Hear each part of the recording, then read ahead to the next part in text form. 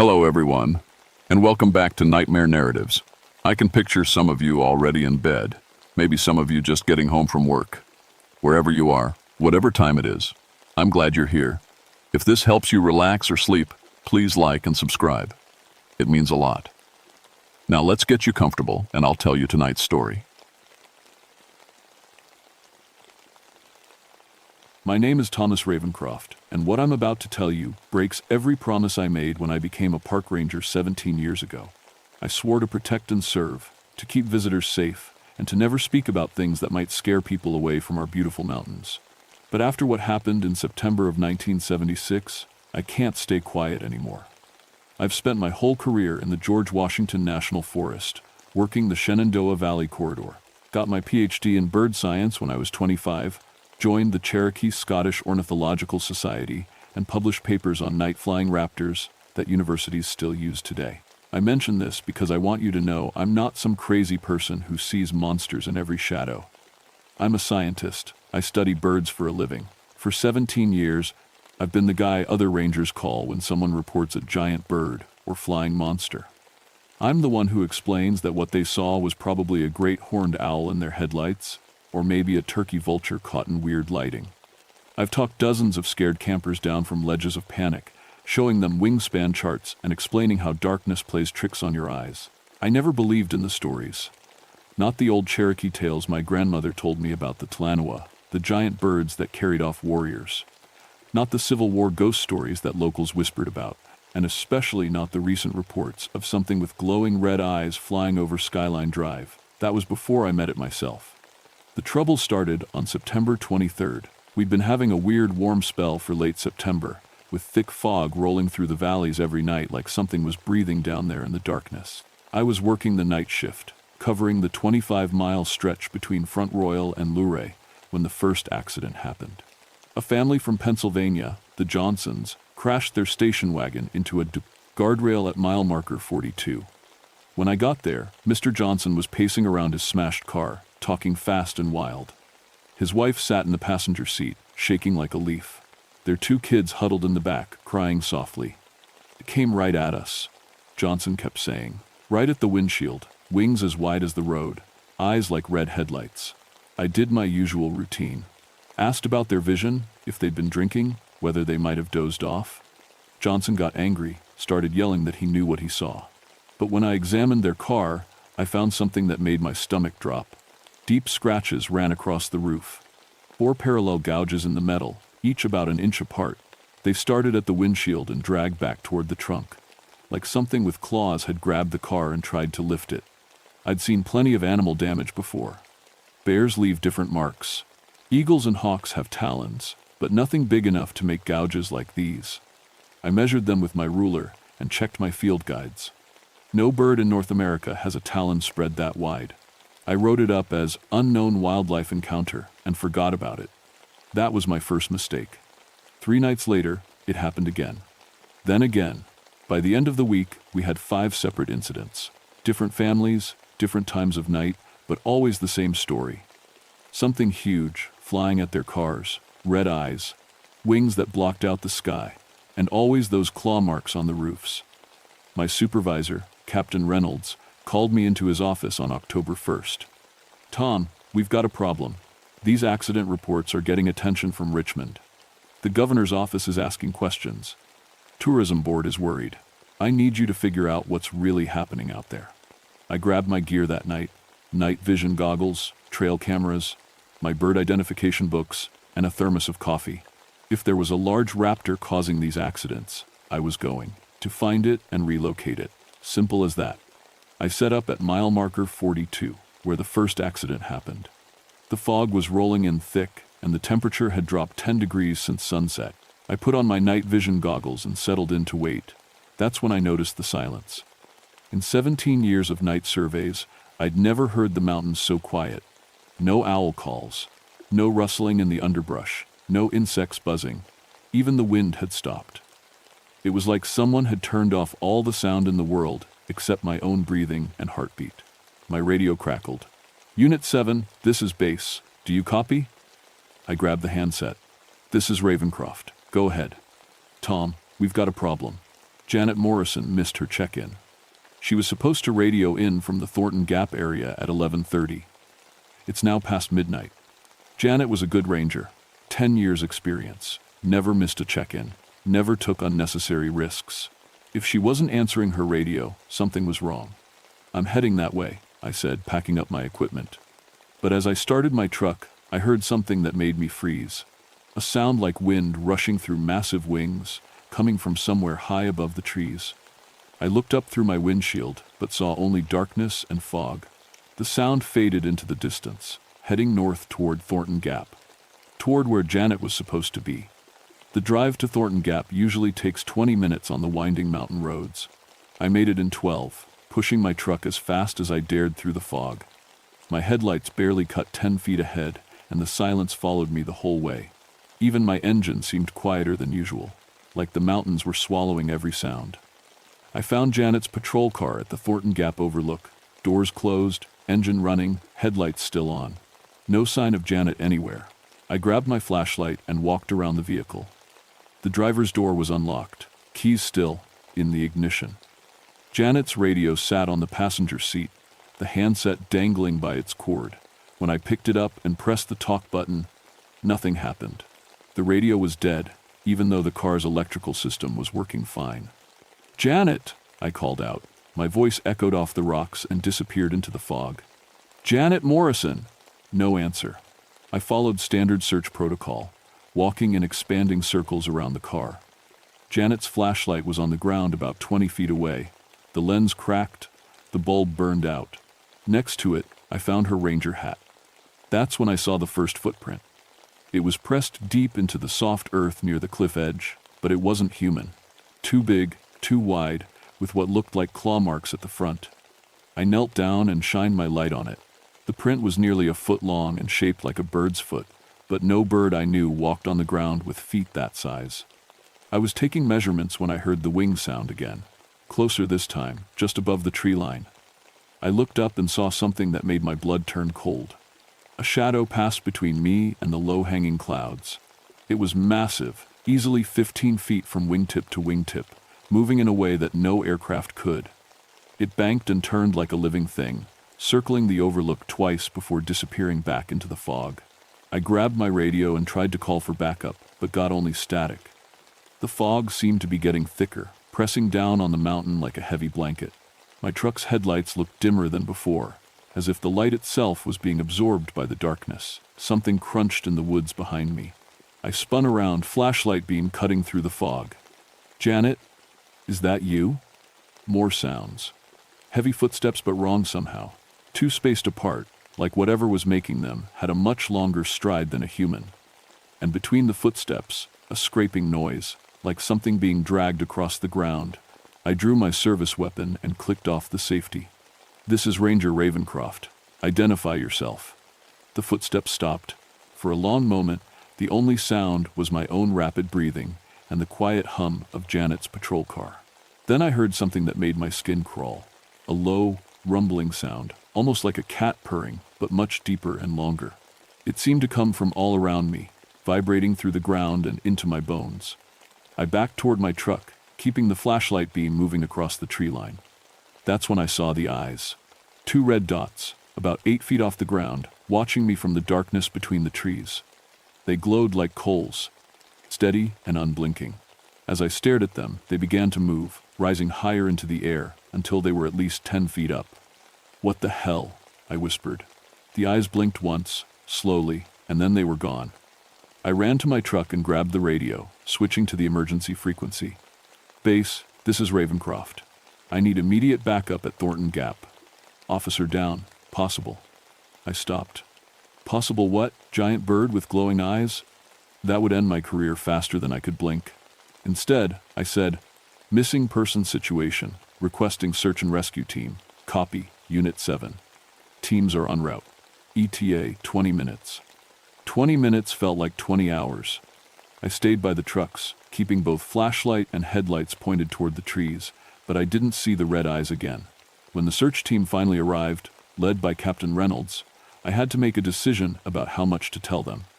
I decided to stick to the facts. Janet's abandoned car, her damaged radio, the strange footprint by the cliff edge. I didn't mention the shadow in the sky or the eyes in the trees. I knew how crazy it would sound. We searched until dawn, but found no trace of Janet Morrison. The footprint I'd seen was gone, washed away by a sudden rainstorm that seemed to come out of nowhere. Her radio was working fine when the tech guys tested it. Even the crack in her flashlight lens had somehow disappeared. It was like the mountain had swallowed up all the evidence, leaving only Janet's empty patrol car and a lot of unanswered questions. Captain Reynolds pulled me aside as the search team was packing up. "Tom, I need to ask you something, and I want a straight answer. Did you see anything unusual out here tonight? Anything at all?" I looked into his tired eyes and made my second mistake. "No, sir, nothing unusual." He studied my face for a long moment, then nodded. "Okay, we'll keep looking for Janet, but I'm assigning you to desk duty for the rest of the week. You look like you need some rest." I drove home as the sun came up over the Blue Ridge Mountains, trying to convince myself that what I'd seen was just fog and shadows and an overactive imagination. But I couldn't shake the memory of those red eyes, watching me from the darkness. And I couldn't stop thinking about the sound of those massive wings heading north into the night. I spent 3 days behind a desk, filing reports and answering phones, but I couldn't stop thinking about Janet. The official search had been called off after 48 hours. No body, no evidence of foul play, no leads to follow. The department wrote it up as a voluntary disappearance, suggesting that Janet might have had personal problems we didn't know about. I knew better. On my 4th day of desk duty, Captain Reynolds called me back into his office. He looked like he hadn't slept in days, his usual neat uniform wrinkled and coffee-stained. "Tom, we've got a situation. 3 hikers went missing yesterday on the Appalachian Trail section near Compton Peak. 2 college kids and their guide. The Park Service is sending in a full search team, and they want our best tracker along." "What about my desk duty?" "Forget the desk duty. We need you out there." He handed me a folder. "Read this on the way. And Tom, I want you to know that if you see anything at all that seems off, you report it immediately, no matter how crazy it sounds." The file contained statements from other hikers who'd been in the area. Their stories made my blood run cold. Sounds of massive wings overhead, a feeling of being watched from the trees, and 3 separate reports of red eyes glowing in the darkness. One hiker, a man named David Chen, had taken a photograph. It showed what looked like a large bird perched on a dead tree, but the image was blurry and the bird was too big, the proportions all wrong. Chen insisted it was at least 8 feet tall. I met the search team at the Compton Peak trailhead. 12 experienced search and rescue volunteers, 2 Park Service rangers, and a bloodhound named Rex who had found dozens of missing persons over the years. The team leader, a tough woman named Sarah Martinez, briefed us on the situation. The missing hikers are Mark and Jenny Calloway, both 19, students at VCU. Their guide is Robert Moss, age 34, been leading hikes in this area for 8 years. They were supposed to return yesterday evening. Their car is still in the parking lot. We split into 3 teams and headed up different sections of the trail. I was paired with Martinez and Rex the bloodhound. We had the missing hikers' scent items, t-shirt from Mark, a sweatshirt from Jenny, and a work glove from their guide. Rex picked up the trail immediately, leading us up the rocky path toward Compton Peak. For the first hour, everything seemed normal. We found boot prints in the soft earth, a candy wrapper that matched the brand in Jenny's backpack, and a broken tree branch at exactly the right height for someone Mark's size to have bumped into it. Then Rex stopped.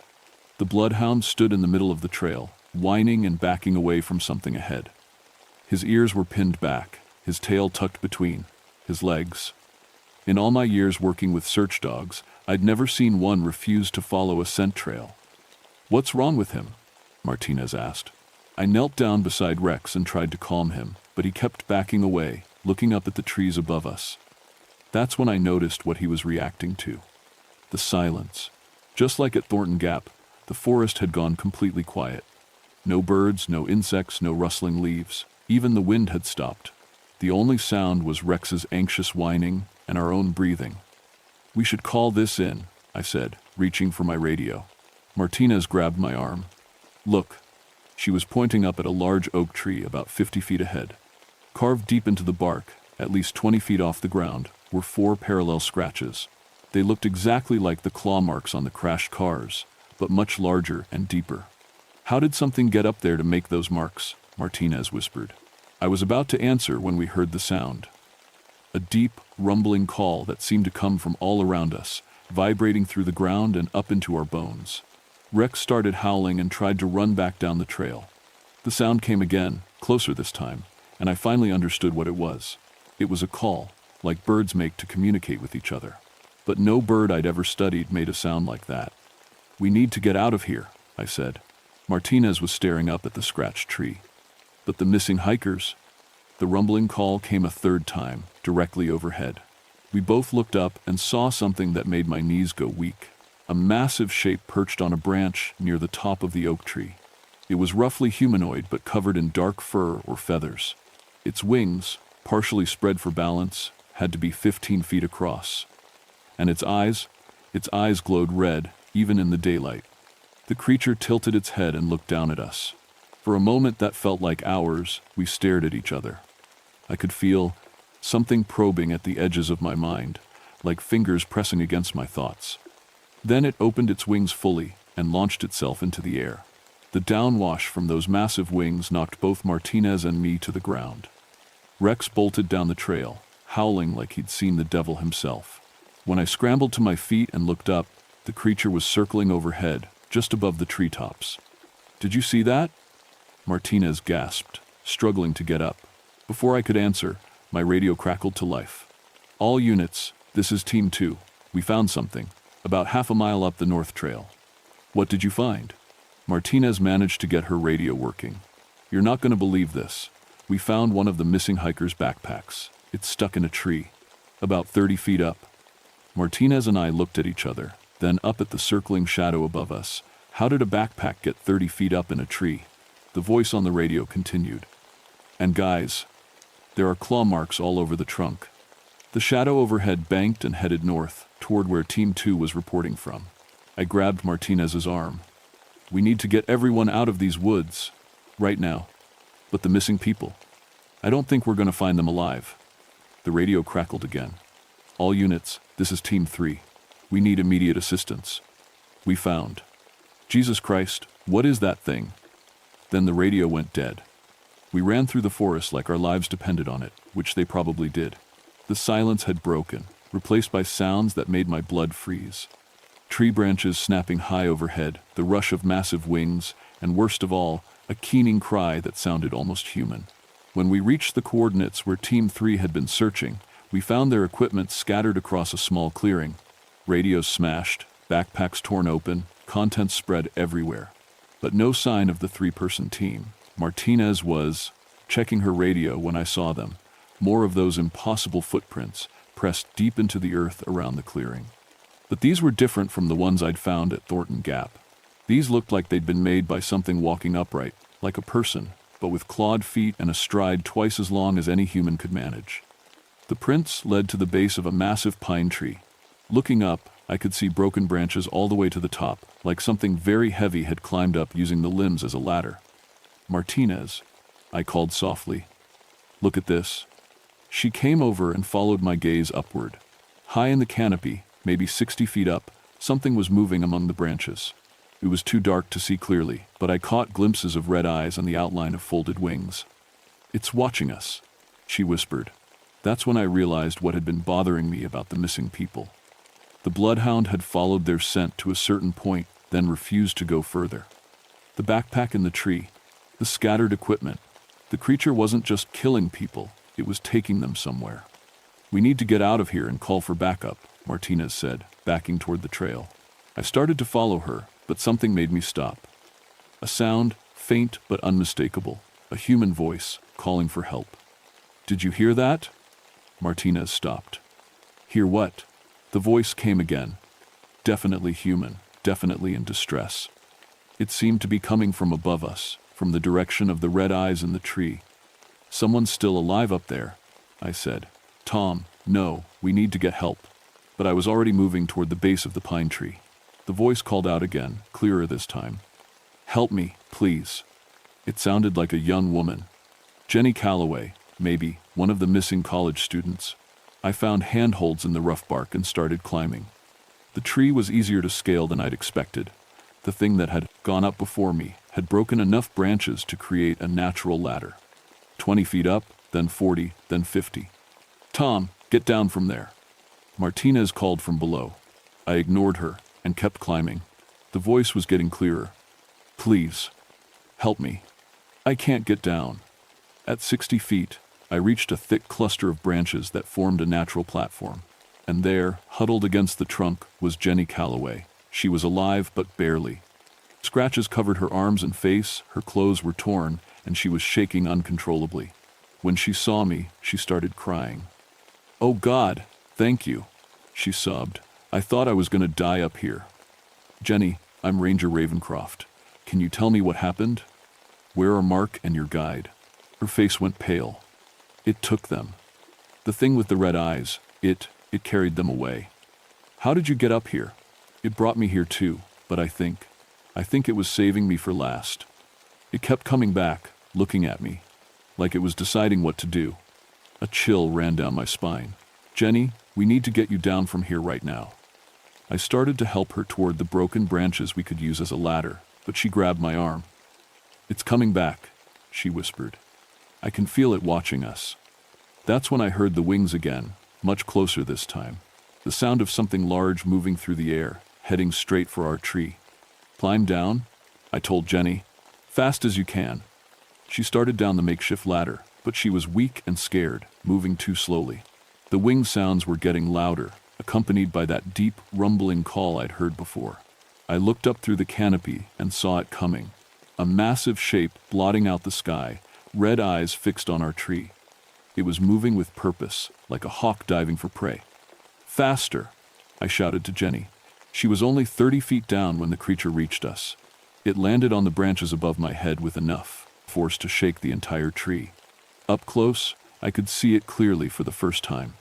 It was about 8 feet tall, covered in dark fur that looked almost like feathers in the dim light. Its body was humanoid but wrong, too thin, too angular, with arms that were too long and ended in hands with curved claws. Its face was the worst part, almost human, but with large, lidless red eyes that seemed to glow from within. The creature looked down at me and made that rumbling sound again. This time, I felt something else with it, a pressure in my head, like someone trying to push thoughts into my brain. Asterisk. "You should not have come here." Asterisk, a voice said inside my mind. Not words, exactly, but meaning that bypassed my ears and went straight to my thoughts. I nearly fell off the tree in shock. The thing was talking to me telepathically. Asterisk, the girl was meant for me. Asterisk, the voice continued. Asterisk, as were the others. You interfere with something you do not understand. Asterisk, let her go. I said out loud, surprised that my voice worked. Take me instead. The creature tilted its head, studying me with those burning red eyes. Asterisk, you are different. You have the sight. That is why you can hear me. Asterisk, I don't know what you're talking about. Just let the girl go. Without warning, the creature reached down and grabbed me with one clawed hand. Its grip was incredibly strong, like being caught in a steel trap. It lifted me up off the branches as easily as I might lift a child. Asterisk, you want to understand? Then see. Asterisk, the world exploded into visions.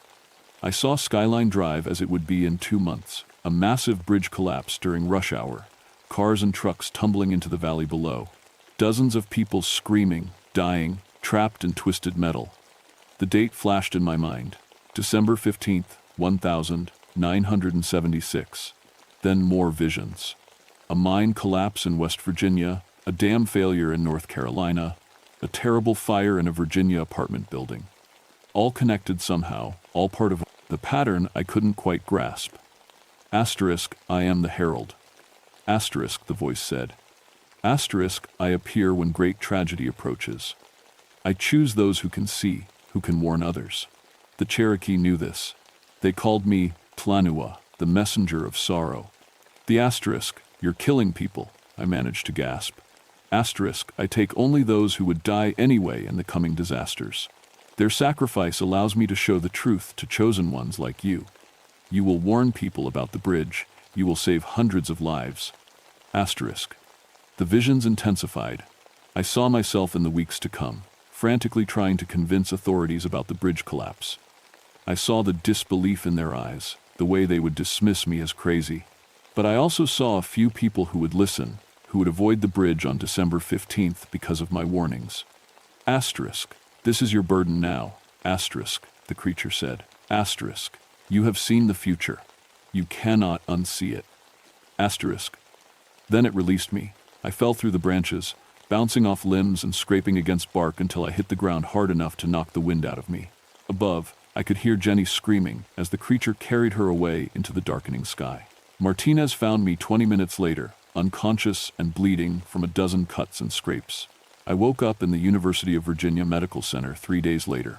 Captain Reynolds was sitting in a chair beside my bed, reading a newspaper. When he saw my eyes open, he folded the paper and leaned forward. "Welcome back, Tom. You've been out for a while." "Jenny Calloway," I said, my throat dry and raw. "Did you find her?" Reynolds shook his head. "No sign of her or the others. The official report says you fell from a tree during the search. 60 feet, they estimate. You're lucky to be alive." "That's not what happened." "I know." He pulled his chair closer to the bed. "Martinez told me what she saw. The thing in the tree, the red eyes, you talking to it before it grabbed you. She's been checked into the psychiatric ward for evaluation." My heart sank. "You don't believe her?" "Tom, I've been a park ranger for 25 years. I've seen things in these mountains that don't make it into any official reports.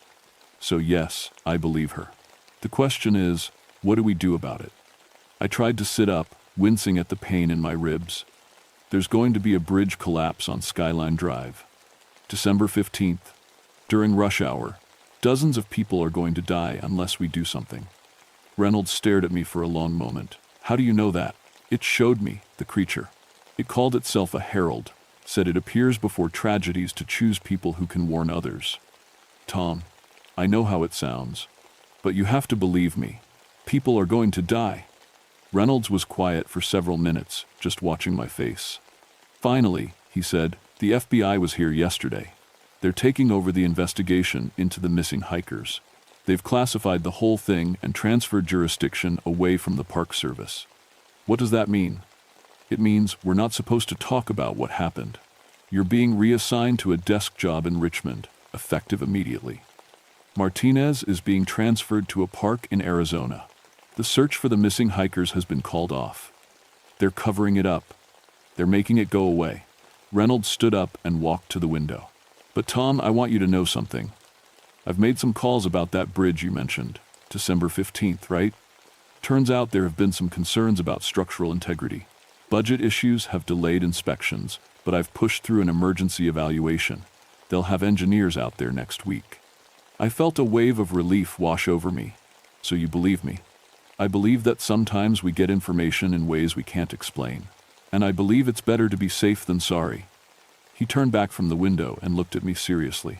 "But Tom, I also need you to understand something. Your career with the Park Service is over. The FBI has made that clear. You can take the desk job in Richmond, or you can retire early with full benefits. Either way, you're done working in the field." Over the next few weeks, I tried to return to normal life, but the visions wouldn't stop. Sometimes I'd be sitting at my new desk in Richmond, when suddenly I'd see flashes of future disasters. A hotel fire in Norfolk, a landslide in the Blue Ridge Mountains, a chemical plant explosion in Lynchburg. Each vision came with a date and enough detail for me to make anonymous calls to authorities. Some of my warnings were heeded. The hotel upgraded their fire safety systems after an anonymous tip about code violations. The chemical plant increased security after reports of terrorist threats. Not all the disasters were prevented, but some were, and fewer people died because I spoke up. The bridge collapse happened exactly as I'd seen it, but on a smaller scale. The emergency inspection I'd prompted through Captain Reynolds found critical structural problems, and the bridge was closed for repairs 2 weeks before the scheduled collapse date. No one died. I never saw the creature again, but I know it's still out there. Every few months, there are reports of red eyes in the mountains, massive wings overhead, people going missing in the forest. The incidents always happen in the weeks before major tragedies, and sometimes, rarely, survivors are found who babble about visions and warnings and creatures that speak inside your mind. Most of them are dismissed as crazy. The lucky ones are quietly transferred to different jobs and told to keep their mouths shut. But I know the truth. The Mothman, just the BAT, because that's what I've come to call it, isn't a monster. It's something else. Something that exists at the intersection of our world and whatever comes after. It's drawn to places where the veil between dimensions is thin, where tragedy is about to unfold. It chooses people like me, people with just enough psychic sensitivity to receive its warnings, and it burdens us with knowledge we can't prove and responsibilities we can't escape. I'm retired now, living quietly in a cabin near Luray. But I still monitor the news, still watch for patterns that might indicate the Mothman's return.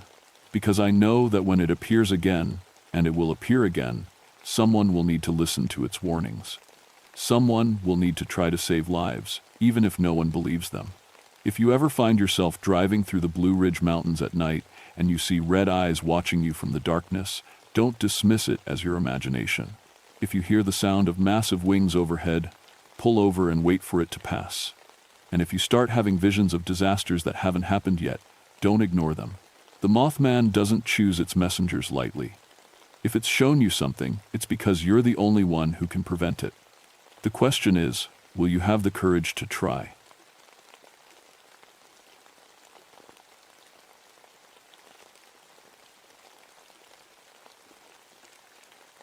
My name is Isaac Mountain Hawk. I've been a park ranger for 21 years, and I've pulled more than 200 people out of caves. I know these mountains better than my own backyard. The Red River Gorge in Kentucky has been my home since I was born, just like my daddy and his daddy before him. People think being a ranger is just sitting around watching trees grow. They don't know about the cave rescues at 2 a.m., or the times you have to crawl through spaces smaller than a washing machine to reach someone who's hurt bad. I'm good at what I do because I stay calm and I don't believe in fairy tales. Never believed in devils either. Just dangerous rocks and stupid people. November 15th, 1983 started like any other day. Cold morning, ice storm coming in fast. I was drinking coffee in the ranger station when the phone rang.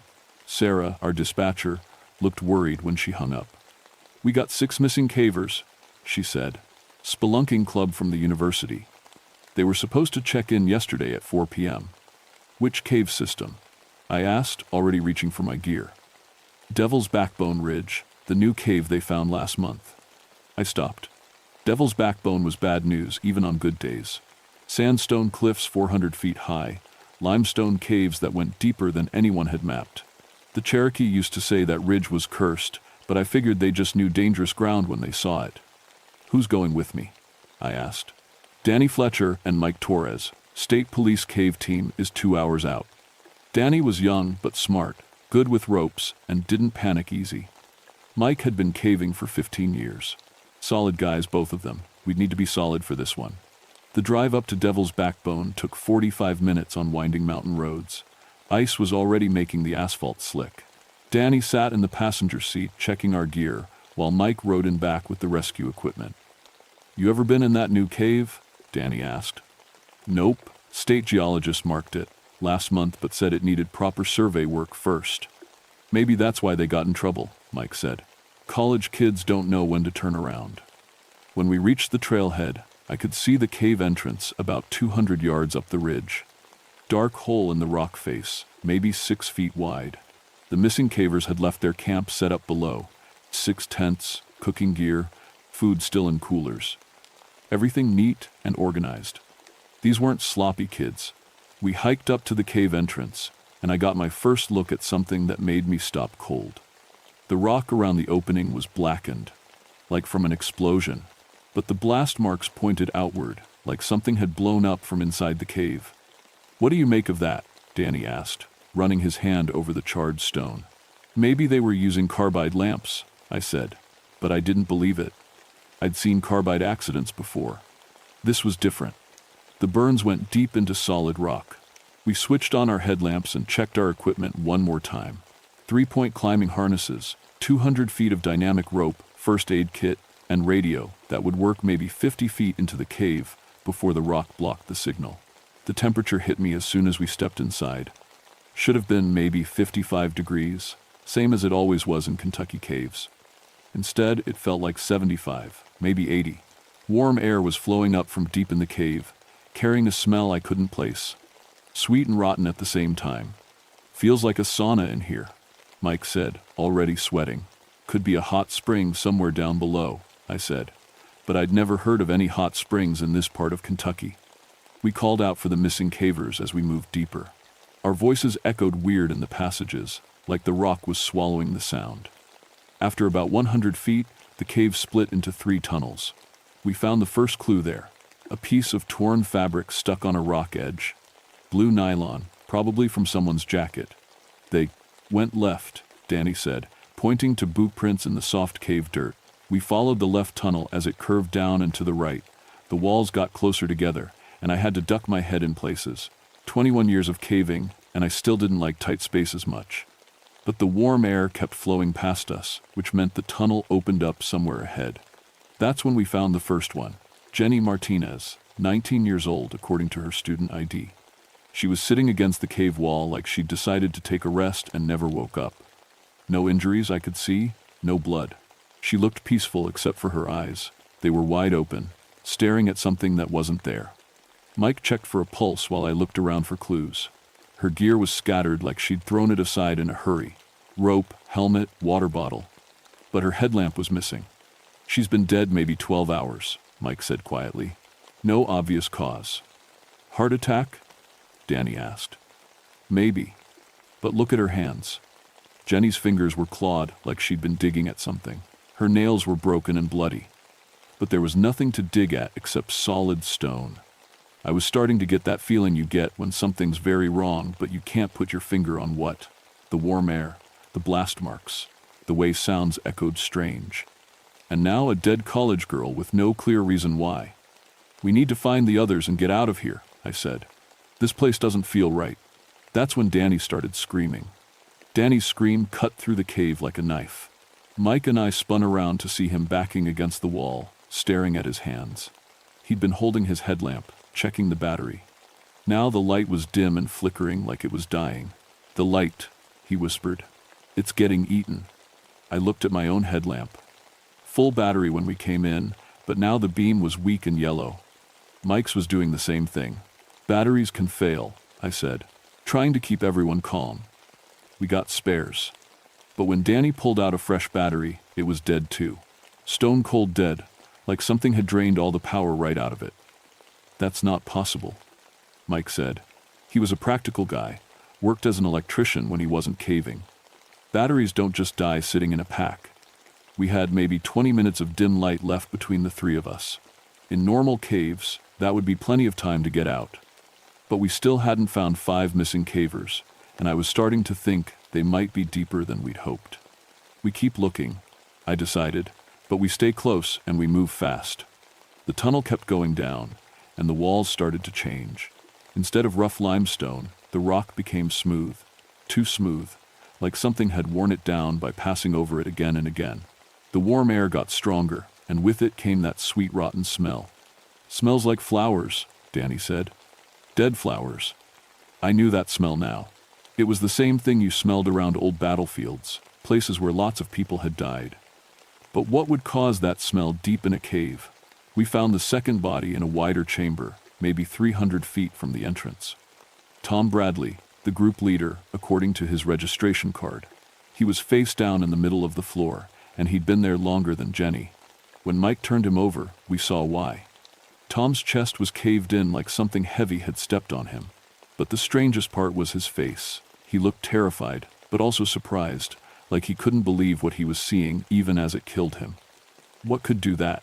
Danny asked. His voice was shaky now. I looked around the chamber with my dying headlamp. The floor was dirt and small rocks, normal cave stuff. But there were marks in the dirt that made me cold all over. Long scrapes in the ground, too wide to be from boots or any tool I knew. And they were fresh. Something big was here, I said. Something that drags when it moves. Mike was checking Tom's gear when he found something that made everything worse. The rope was cut, but not with a knife. The ends were burned through, like they'd been dipped in acid. His rope was dissolved, Mike said, showing us the burned ends. What kind of acid could do this? Maybe there's a chemical leak somewhere, I said, but I didn't believe it. There were no mines or factories for 50 miles. That's when we heard it. A sound from deeper in the cave, low and rumbling like a train far away. But trains don't hiss like angry cats, and they don't make the ground shake under your feet. Danny grabbed my arm. We need to leave, right now. I wanted to agree with him. Every instinct I had was screaming to get out of that cave. But there were still 4 people missing, and I couldn't leave them behind. Not if there was any chance they were still alive. One more chamber, I said. If we don't find them in the next chamber, we go back for help. The tunnel kept going down, twisting left and right like a snake. Our headlamps were so dim now we could barely see 10 feet ahead. The walls started to show marks I didn't like, long scratches in the stone that looked almost like claw marks. But nothing had claws that could scratch limestone. The smell was getting stronger too. Sweet and rotten and something else underneath. Something that reminded me of the sulfur springs up north, but sharper. It made my eyes water and my throat burn. We came around a bend and found ourselves in the biggest chamber yet. Our weak lights couldn't reach the far walls or the ceiling, but we could see enough to know we were in trouble.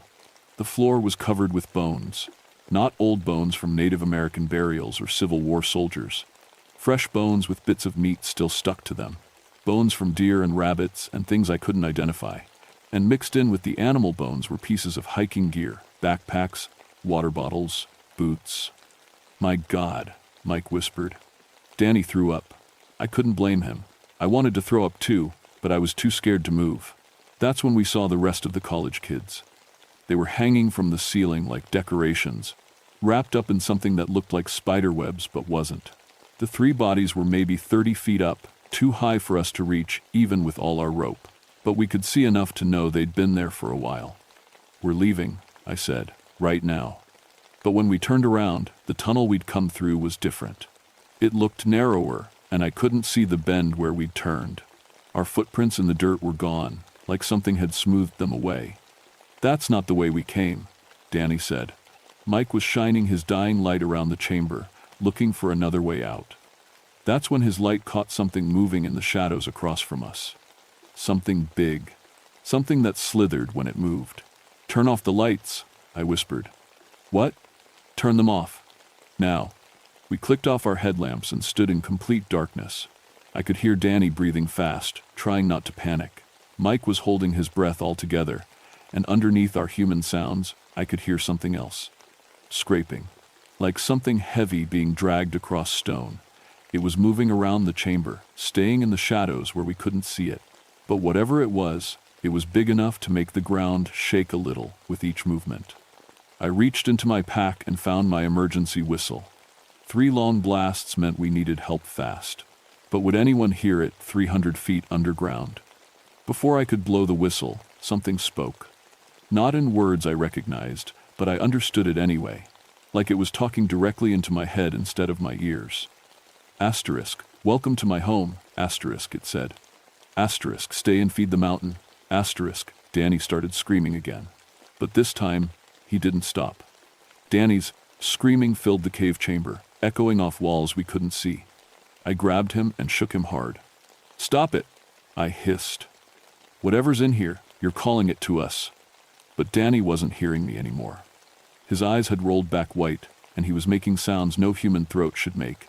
Mike clicked his headlamp back on, and in the weak yellow light I could see Danny's mouth moving like he was speaking, but the words coming out weren't English. They weren't any language I'd ever heard. The scraping sound was getting closer. Whatever was moving around the chamber, it was taking its time, like it knew we couldn't escape and wanted to enjoy watching us panic. Danny, listen to me, I said, slapping his face. You need to snap out of this. His eyes focused on me for a second, and when he spoke, it was in his own voice again. It's in my head, he whispered. It's showing me things, terrible things. What kind of things? People, hundreds of people over the years. It brings them down here and feeds on them. Not their bodies, their fear, their pain. It keeps them alive as long as possible to make the fear last. Mike was backing toward the wall, swinging his light around the chamber. There's no way out, he said. The tunnel we came through, it's gone. I looked where he was pointing. The opening where we'd entered was solid rock now, like it had never been there at all. But that was impossible. Rock didn't just grow back together. The voice spoke in my head again, and this time it sounded amused. Asterisk. The mountain moves for me. I have been here since before your people walked upright. I will be here when your bones are dust. Asterisk. What do you want? I said out loud. Danny grabbed my arm. Don't talk to it. Don't listen to it. That's how it gets stronger. But the thing in the darkness was already stronger. I could feel it pressing against my thoughts, trying to show me the same terrible pictures it had shown Danny. Images of people dying slowly in the dark, their screams feeding something ancient and hungry. That's when I remembered something my grandmother used to tell me. She was Melungeon, mixed Cherokee and European blood that went back to the first settlers. She used to say there were things in these mountains older than the Cherokee, older than anyone. Things that slept in the deep places and woke up hungry. She'd taught me words to say if I ever met one of those things. I'd never believed her stories, but now I was desperate enough to try anything. I started speaking the old words, the protection prayer she'd made me memorize when I was 10 years old. The sounds felt strange in my mouth, like my tongue wasn't shaped right for them. The scraping stopped. In the sudden silence, I heard something else. Breathing that wasn't human. Slow and deep like a sleeping giant, but awake and angry. Mike's headlamp flickered and went out completely. Danny's died a few seconds later. That left just my light, so weak I could barely see my own hands. But in that dim glow, I saw it. The thing that had been hunting us was like nothing in any nightmare. It had the body of a snake, but huge, maybe 40 feet long and thick as a tree trunk. The front part rose up like a cobra, but instead of a snake's head, it had the torso of a man. A man with skin like burnt leather and eyes that glowed yellow in the dark. When it smiled, I saw teeth like broken glass. Your grandmother's words are old, it said, and this time I heard it with my ears as well as my mind. Its voice was like rocks grinding together. But I am older. The creature moved closer, and I could smell its breath. Sulfur and rotting meat and something sharp that made my eyes water. Each time it breathed out, the air shimmered like heat waves. I have eaten your people for 1,000 years, it said. Cherokee, settlers, soldiers, cavers. They all taste the same in the end, like fear and regret. Danny was on his knees now, rocking back and forth. But Mike surprised me.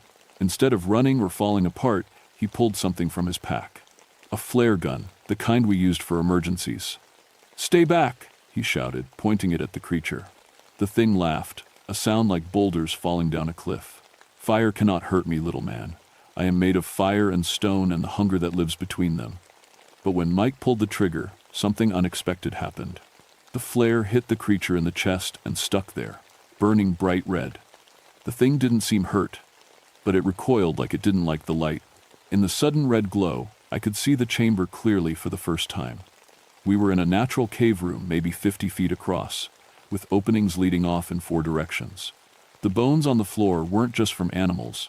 There were human skulls mixed in, some of them old enough to be brown with age.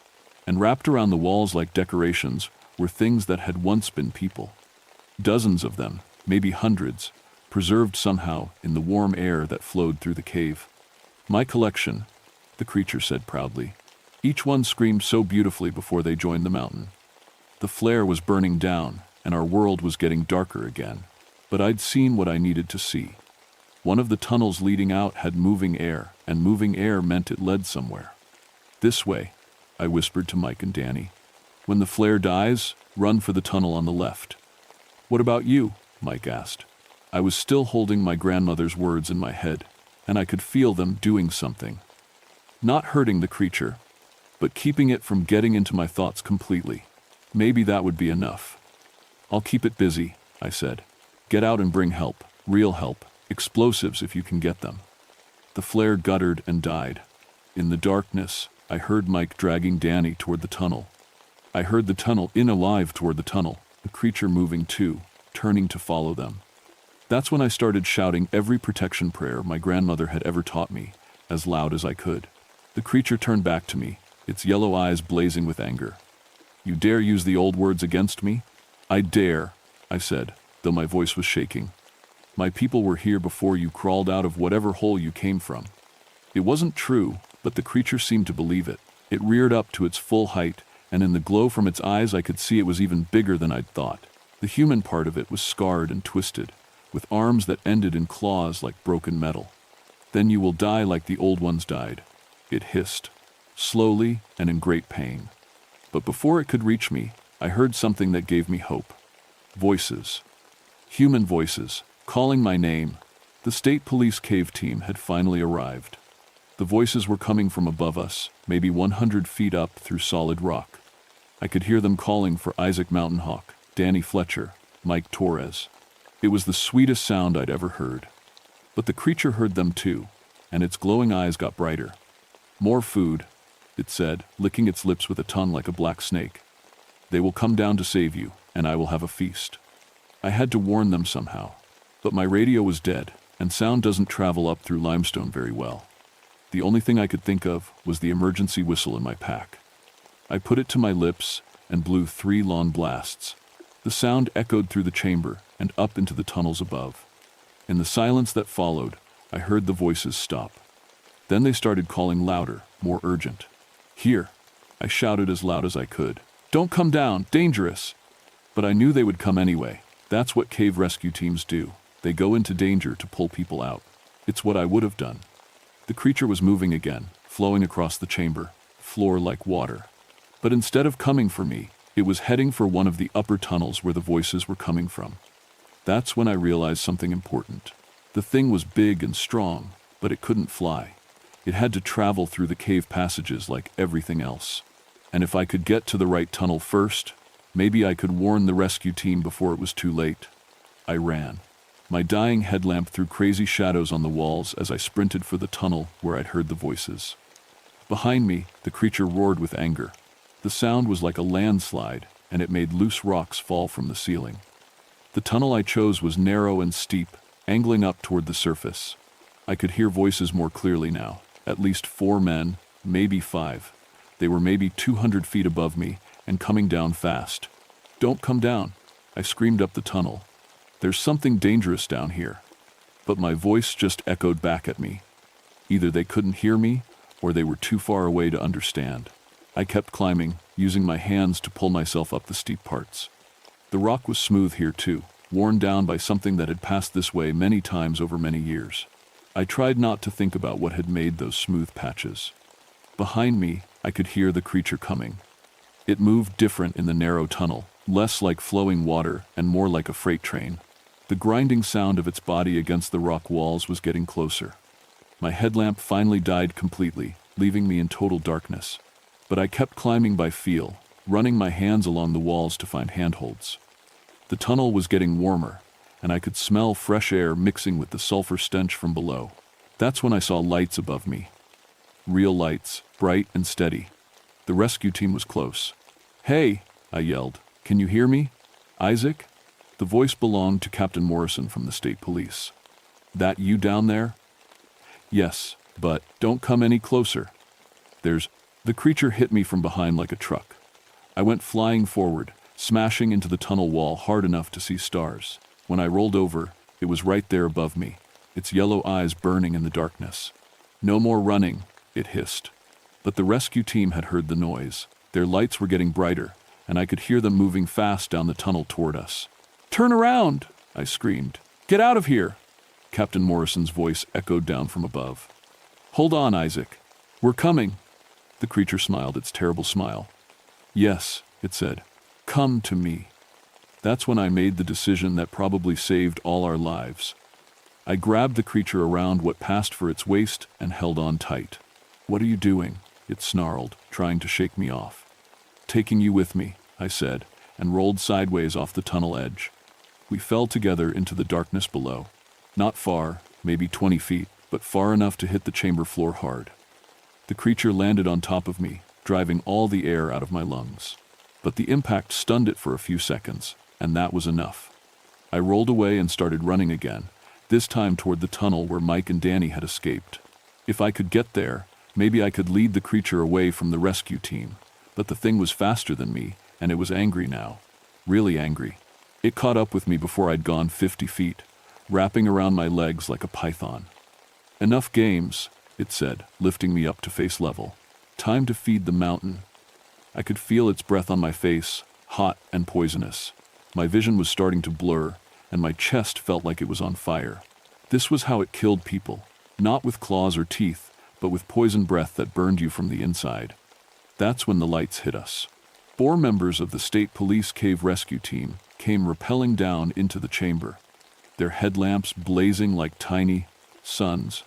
For the first time since we'd entered the cave, I could see everything clearly. The creature was even more horrible in full light. Its skin was covered with scars and burns, like it had crawled through fire to get here. Its human arms were too long and bent at wrong angles, and its face was the worst part. It looked human enough to be someone's brother or father, but the eyes were pure animal hunger. "What the hell is that thing?" one of the officers shouted. "Shoot it!" another one yelled. But bullets don't work on creatures made of stone and fire and ancient hate. The shots just bounced off its hide like pebbles. The creature dropped me and turned toward the new arrivals, rearing up to its full height. "More gifts for the mountain," it said. That's when I remembered the rest of my grandmother's words. Not just the protection prayer, but the binding ritual. The way to send something like this back where it came from. I started speaking the old words again, but different ones this time. Harder words that hurt my throat to say. Words that were meant to chain monsters and lock them away from the world of living people. The creature felt it immediately. It spun around to face me, its eyes blazing brighter than ever. "You cannot bind me," it roared. "I am older than your words." But the words were working. I could see it in the way the thing moved, slower and more careful, like it was fighting against invisible chains. "Keep talking," Captain Morrison shouted. "Whatever you're doing, it's working." I kept saying the binding words, even though they felt like swallowing broken glass. The creature was fighting back now, sending waves of fear and pain into my head. I saw myself dying 100 different ways. Saw my family and friends being dragged into the cave to feed its hunger. But I also heard my grandmother's voice, speaking along with me from wherever old souls go when they die. The creature screamed, "A!" sound like the mountain itself breaking apart. And then, suddenly, it was moving backward, not walking or slithering, but being pulled by something I couldn't see. "The mountain calls," it said, and for the first time it sounded afraid. The deep places want their guardian back. It was being dragged toward one of the far tunnels, the one that went deepest into the earth. As it disappeared into the darkness, I heard its voice one last time. "I will wait," it called. "I will always wait. And someday, someone will come deep enough to wake me again." Then it was gone, and the chamber was quiet except for the sound of 5 men breathing hard and trying to understand what they'd just seen. Captain Morrison and his team got me out of that cave in less than an hour, but it felt like a lifetime. We found Mike and Danny about halfway to the surface, huddled together in a side passage. Danny was still mumbling in that strange language, and Mike was holding him down to keep him from clawing at his own face. They had to sedate Danny to get him calm enough to move. He spent 3 weeks in the hospital, and when he came out, he couldn't remember anything that happened in the cave. The doctors said it was trauma-induced amnesia, a way for his mind to protect itself. I envied him. We never found the bodies of the 6 college kids. When the state investigators went back into the cave the next day, the chamber where we'd seen the creature was gone. Just solid rock, like it had never existed. The tunnel that led down to the deep places was sealed up tight. But I know what I saw down there, and I know that thing is still waiting. The official report said the students had fallen into an unmapped sinkhole during the ice storm. Cave-in buried them too deep to recover. The cave entrance was blasted shut and marked as geologically unstable. Nobody's allowed up there anymore. I tried to go back to work, but every time I went underground, my hands would shake and my breath would come short. Claustrophobia, the doctors called it. Panic disorder. They gave me pills and therapy sessions, but they couldn't fix what was really wrong with me. I knew that every cave in these mountains might connect to something deeper, something old and hungry that was just waiting for the right person to dig too deep or explore too far. I retired early, moved to a house in town where I can see the horizon in all directions. But sometimes at night, when the wind is blowing just right, I swear I can hear things moving under the ground. Scraping sounds, like something big dragging itself through tunnels that don't appear on any map. Mike still does cave rescue work, but he won't go deeper than 100 feet anymore. Says it's because he's getting too old for the hard climbs, but I know better. He remembers what we saw down there, even if he won't talk about it. Danny moved to Florida and got a job on a fishing boat. Says he likes being able to see the sky all day long. He sent me a letter once, just 3 words. It's still there. I know it is. The thing about creatures like that, they don't really die, and they don't give up. They just wait. Hundreds of years, thousands of years, it doesn't matter to them. Time means nothing when you're made of stone and hunger and the darkness between the stars. So I'm telling you this story for a reason. If you're the kind of person who likes to explore caves, especially in Kentucky or Tennessee or anywhere in the Appalachians, you need to be careful. Real careful. Don't go deeper than you have to. Don't follow tunnels that feel too warm or smell like sulfur. And if you ever hear something scraping in the darkness behind you, don't stop to look. Just run. Because some places in these mountains should stay sealed. Some things that sleep in the deep places should never be woken up.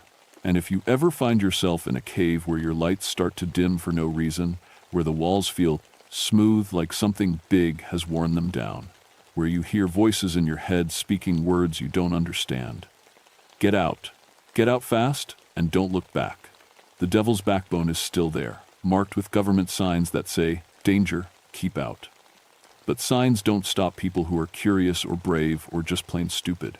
I get a call about once a year from some park ranger or state trooper asking about missing cavers in that area. I always tell them the same thing. Blast the caves shut and post guards if you have to, but don't go down there looking for bodies. Because you might find something worse than bodies. You might find something that's still hungry.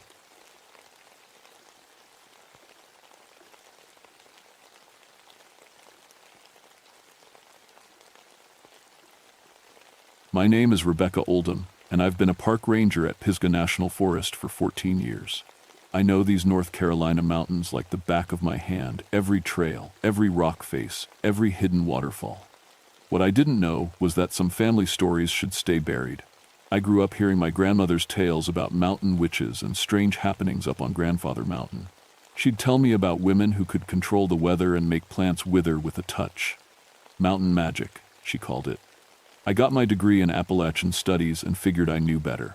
Those were just old stories people told to explain things they didn't understand. The call came in on a crisp October morning in 1968. 3 hikers had reported seeing a woman in old-fashioned clothes standing at Wiseman's View, the popular overlook that sits 4,000 feet above Linville Gorge. Nothing too unusual there. Sometimes people dress up for photos or historical reenactments. But when I radioed back to ask for more details, dispatch told me something that made my coffee go cold. They said she was impossibly tall, Rebecca, like 7 feet tall, and when they tried to get closer, their cameras stopped working. I've dealt with plenty of strange reports over the years. People see bears and think they're Bigfoot. They hear owls and swear it's a banshee. But camera malfunctions? That was new. The drive up to Wiseman's View takes about 40 minutes on winding mountain roads. I knew every curve by heart. But that morning, something felt different. The trees seemed too quiet. Even the October wind had stopped blowing, leaving the colorful leaves hanging perfectly still. It reminded me of the way the air gets heavy before a bad storm. I parked at the small gravel lot and grabbed my equipment, clipboard, camera, first aid kit, and my radio. The trail to the overlook is only about a quarter mile, but it felt longer that day. My boots crunched on fallen leaves, and that was the only sound. No birds singing, no squirrels chattering, no buzz of insects, just my footsteps and my breathing. When I reached the wooden viewing platform, I understood why the hikers had been spooked. The temperature had dropped at least 30 degrees from where I'd parked. My breath came out in little white puffs, even though it had been a warm morning. I checked my thermometer twice, 52 degrees at the overlook, 84 degrees back at my truck. I walked to the railing and looked out over the gorge. The view always took my breath away, miles of forest spreading out like a green and gold carpet, with granite cliffs dropping straight down into the valley. But today, something was wrong with the picture. The leaves on the trees directly below the overlook had turned brown and were falling, even though it was peak autumn season and they should have been at their most beautiful. I made some notes and took pictures, trying to think of logical explanations. Maybe there was an underground spring causing temperature differences. Maybe some kind of mineral deposit was affecting the plant life. I'd seen stranger things in 14 years of ranger work. That's when I noticed the smell burning herbs, like sage and something else I couldn't name. It reminded me of my grandmother's house when she was brewing one of her tonics. The smell seemed to be coming from the trees below, but I couldn't see any smoke. I was about to head back to my truck when my radio crackled. "Rebecca, we've got another report from Wiseman's View. Local man found at the base of the overlook this morning. He's asking for you specifically."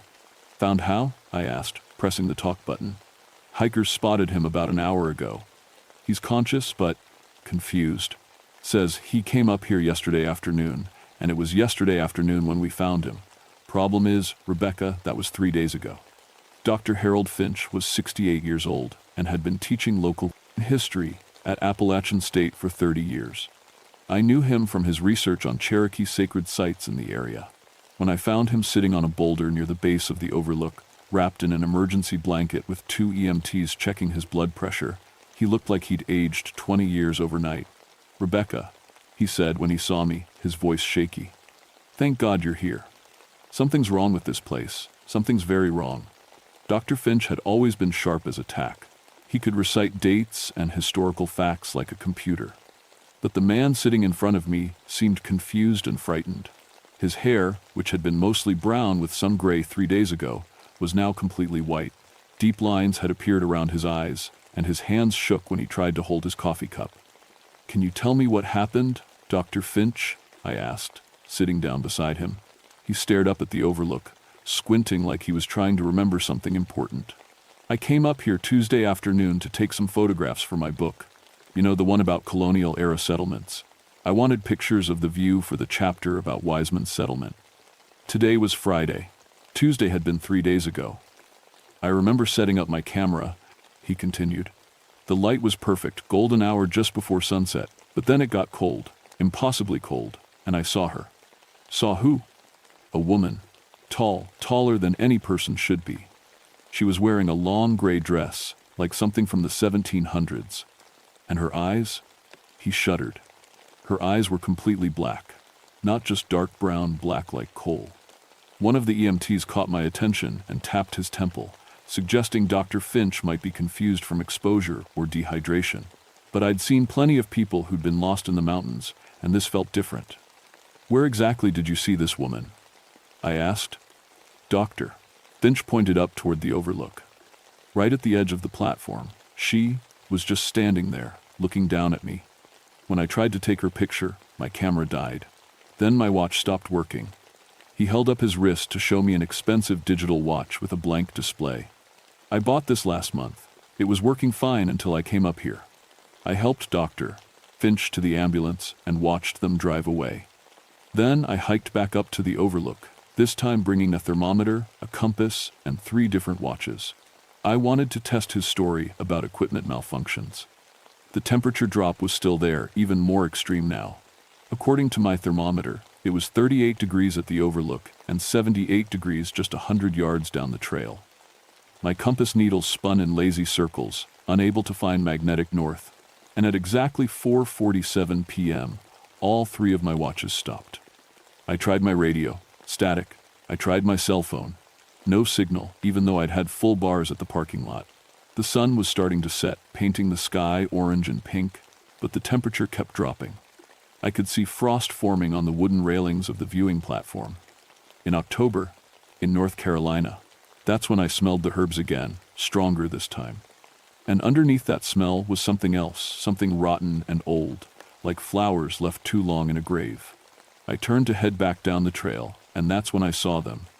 Arrangements of plants and stones in perfect circles, hidden just inside the tree line. They hadn't been there an hour ago, I was sure of it. Someone would have had to work fast to gather all those materials and create such detailed patterns. But as I got closer, I realized the plants weren't gathered. They were still rooted in the ground, but they'd somehow grown into these unnatural shapes. Vines twisted into spirals, flowers arranged in perfect geometric patterns. And in the center of each circle, small piles of what looked like bones. I knelt down to examine one of the arrangements. The bones, they were old, yellow, and brittle, but they'd been arranged recently. Someone had taken time and care to place them just so. As I reached out to touch one, the temperature dropped another 10 degrees in the space of a heartbeat. My breath came out in thick white clouds. The frost on the trees around me began spreading. coating leaves and branches with ice that crackled as it formed. And from somewhere behind me came a sound that made my blood freeze. Footsteps on the wooden platform above. Slow, measured footsteps, like someone wearing heavy boots. But I was alone up here. I was sure I was alone. I stood up slowly and turned around. The overlook was empty, but the footsteps continued, pacing back and forth across the platform with deliberate rhythm. And with each step, the temperature dropped a little more. I backed away from the overlook, keeping my eyes on the empty platform. The footsteps stopped. The forest went completely silent. No wind, no insects, no birds. Even my own breathing seemed too loud. That's when I saw her. Just a glimpse, there and gone like a trick of the dying light, a figure in gray standing at the far edge of the platform. Tall, impossibly tall, just like Dr. Finch had said. For 1 second, she was there. The next second, empty air. But the temperature kept dropping, and the smell of herbs and death grew stronger. I ran. I didn't sleep that night. Every time I closed my eyes, I saw that tall gray figure and felt the unnatural cold creeping into my bones. By morning, I'd convinced myself it was just stress and imagination. 14 years as a ranger, and I'd never believed in ghost stories. I wasn't about to start now, but when I got to work, there were 3 more incident reports on my desk. A family from Georgia had found their car covered in frost on Wednesday morning in the parking lot at Wiseman's View, in 75-degree weather. Their photos showed thick ice coating every surface of their SUV, but the ice had melted by the time they got to the ranger station. A group of college students reported that their compasses had all started spinning wildly when they got within a mile of the overlook. One girl's GPS unit had shown their elevation as negative 4,000 feet, as if they were somehow underground. And a local man named Tom Bradley had called to report finding dead animals arranged in patterns near the trail. Looked like something made circles out of rabbits and squirrels, he'd told dispatch. All arranged neat and tidy, like someone was trying to send a message. I radioed my supervisor, Jack Morrison, and asked if I could bring in some help. "What kind of help?" he asked. "Someone who knows about local history, maybe Cherokee folklore. There's something happening up there that I can't explain with normal ranger training." Jack was quiet for a moment. "You talking about bringing in one of those ghost hunter types?" "No," I said. "I'm talking about Dr. James Whitaker from UNC. He's an anthropologist who specializes in Appalachian folklore. And maybe Joseph Crowfeather from the Cherokee Reservation. If there's some historical significance to this place that we don't know about, they might be able to help." 2 hours later, both men were sitting in my office. Dr. Whitaker was a thin, nervous man in his 50s who kept adjusting his glasses. Joseph Crowfeather was older, maybe 70, with long gray hair and calm, dark eyes that seemed to take in everything. "I've been researching these mountains for 20 years, Doctor," Whitaker said, flipping through a folder of papers.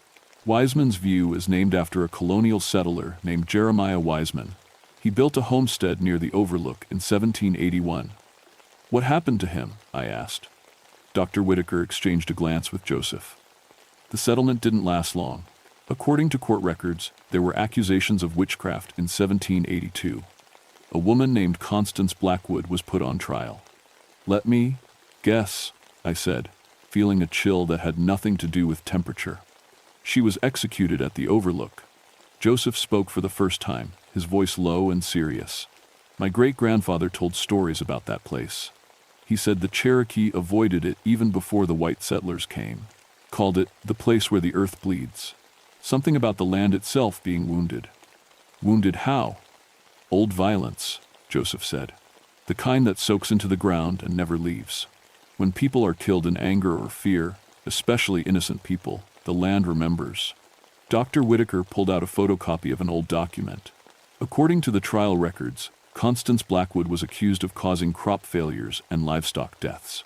She was also accused of being unnaturally tall and having eyes like coal. Sound familiar? My mouth went dry. "They executed her for being tall?" "They executed her for being different," Joseph said. "And for being a woman who knew things about plants and healing that scared them." The trial lasted 1 day. They hanged her at sunset from a tree at the overlook. "But here's the interesting part," Dr. Whitaker added. "The tree they hanged her from was struck by lightning that same night. Split right down the middle. And according to witness accounts, it happened during a clear, cloudless night. I thought about the impossible frost, the broken equipment, the temperature drops. You think her spirit is still there? Joseph stood up and walked to my window, looking out toward the mountains. Some spirits move on when they die. Others get trapped by strong emotions, anger, fear, injustice. If she was innocent, if she died angry and afraid, she could be bound to the place where she was killed, Dr. Whitaker finished. But why now? I asked. Why is she becoming active after almost 200 years? Joseph turned back to face me, and his expression was troubled. What's your family name, Rebecca? Oldham, Rebecca Oldham. Your grandmother's maiden name? I felt a strange cold creeping up my spine. Blackwood, Sarah Blackwood. The room went completely silent. Dr. Whitaker's face went pale, and Joseph nodded slowly like he'd expected this answer. That's why she's calling to you, Joseph said. Your family. You carry the blood of the woman they murdered. And if the old stories are true, if Constance really was a woman of power, then you might have inherited more than just her name. Before I could ask what he meant, my radio crackled. Rebecca, we've got a situation at Wiseman's View. Multiple hikers reporting equipment failures and unusual sightings. Can you get up there right away? I looked at Dr. Whitaker and Joseph. Want to come meet your 200-year-old witch? The drive up the mountain was different this time. With each mile, the radio static got worse. Dr. Whitaker's tape recorder stopped working. Joseph's cell phone screen went black, and the temperature gauge in my truck started dropping, even though the heater was running full blast. When we reached the parking lot, we found 6 cars and a small crowd of confused hikers. A family from Tennessee was standing next to their minivan, which was covered in a thick layer of ice. A group of college kids were huddled together, sharing blankets, and an elderly couple was sitting in their car with the engine running, refusing to get out. It's 40 degrees up there, one of the college students told me, in the middle of the day, and there's a woman walking around in old-fashioned clothes. She keeps appearing and disappearing like she's not really there. How tall is this woman? Joseph asked. The student looked confused. That's the weird part. Sometimes she looks normal-sized. Sometimes she looks like she's 8 or 9 feet tall, like she's getting bigger. Joseph and Dr. Whitaker exchanged worried looks. She's getting stronger, Joseph said, quietly. The more people see her, the more afraid they become, the stronger she gets. As if summoned by his words, a scream came from the direction of the overlook.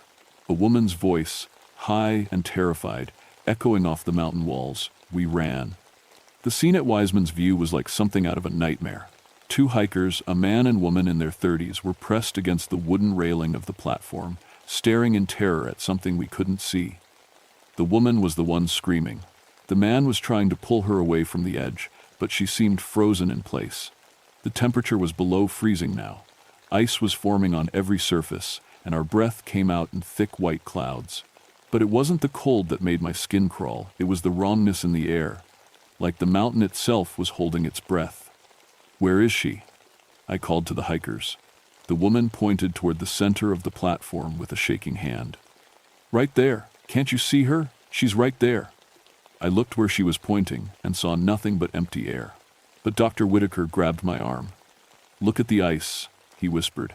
The frost on the wooden platform was forming patterns, spirals, and circles that matched the plant arrangements I'd found the day before. And in the center of the largest spiral, footprints were appearing in the ice.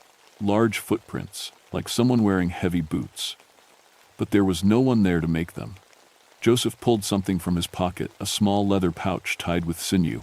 He opened it and began sprinkling what looked like tobacco and herbs around the platform's edges, speaking in Cherokee in a low, urgent voice.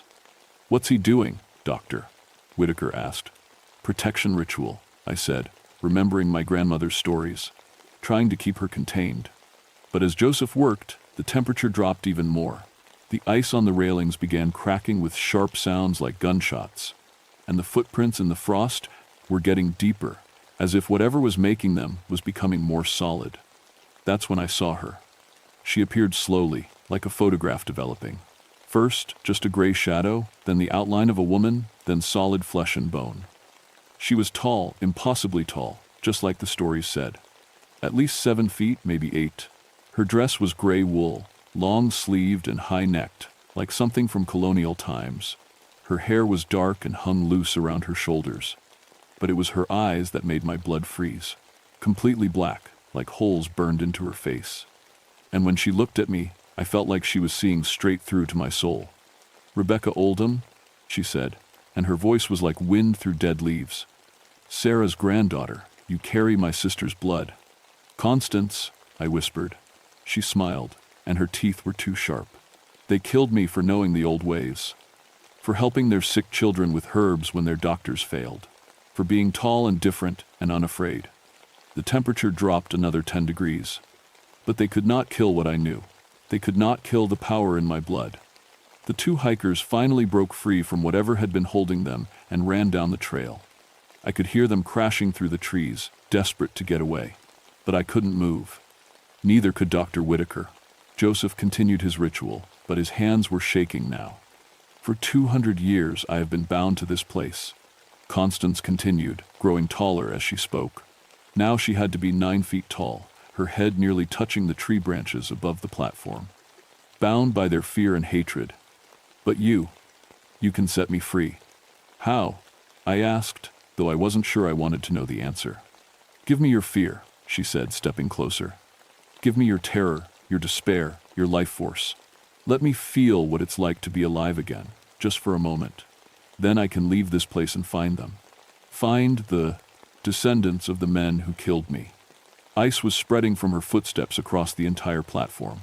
The wooden railings were cracking from the cold, and I could feel something pulling at me, not physically, but something deeper, like she was trying to reach inside my mind. "No," Joseph said, finishing his ritual and stepping between us. "That's not the way. Rebecca, listen to me. You have the power to send her on, not by feeding her anger, but by breaking the binding that holds her here. I don't know how. Your grandmother did. Sarah Blackwood knew the old ways too. She taught you, even if you don't remember." Constance laughed, and the sound made icicles form on the tree branches. "The old Cherokee thinks he can stop me with tobacco and prayers, but I am stronger now than I was in life. I have fed on fear and anger for 2 centuries.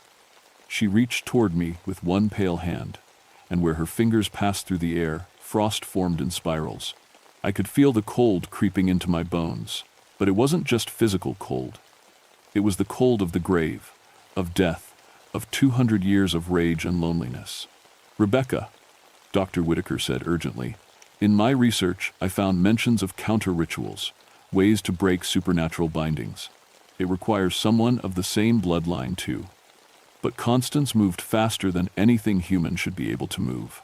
One moment she was 10 feet away, the next her cold fingers were wrapped around my throat. Her black eyes were inches from mine, and I could smell the grave dirt and decay on her breath.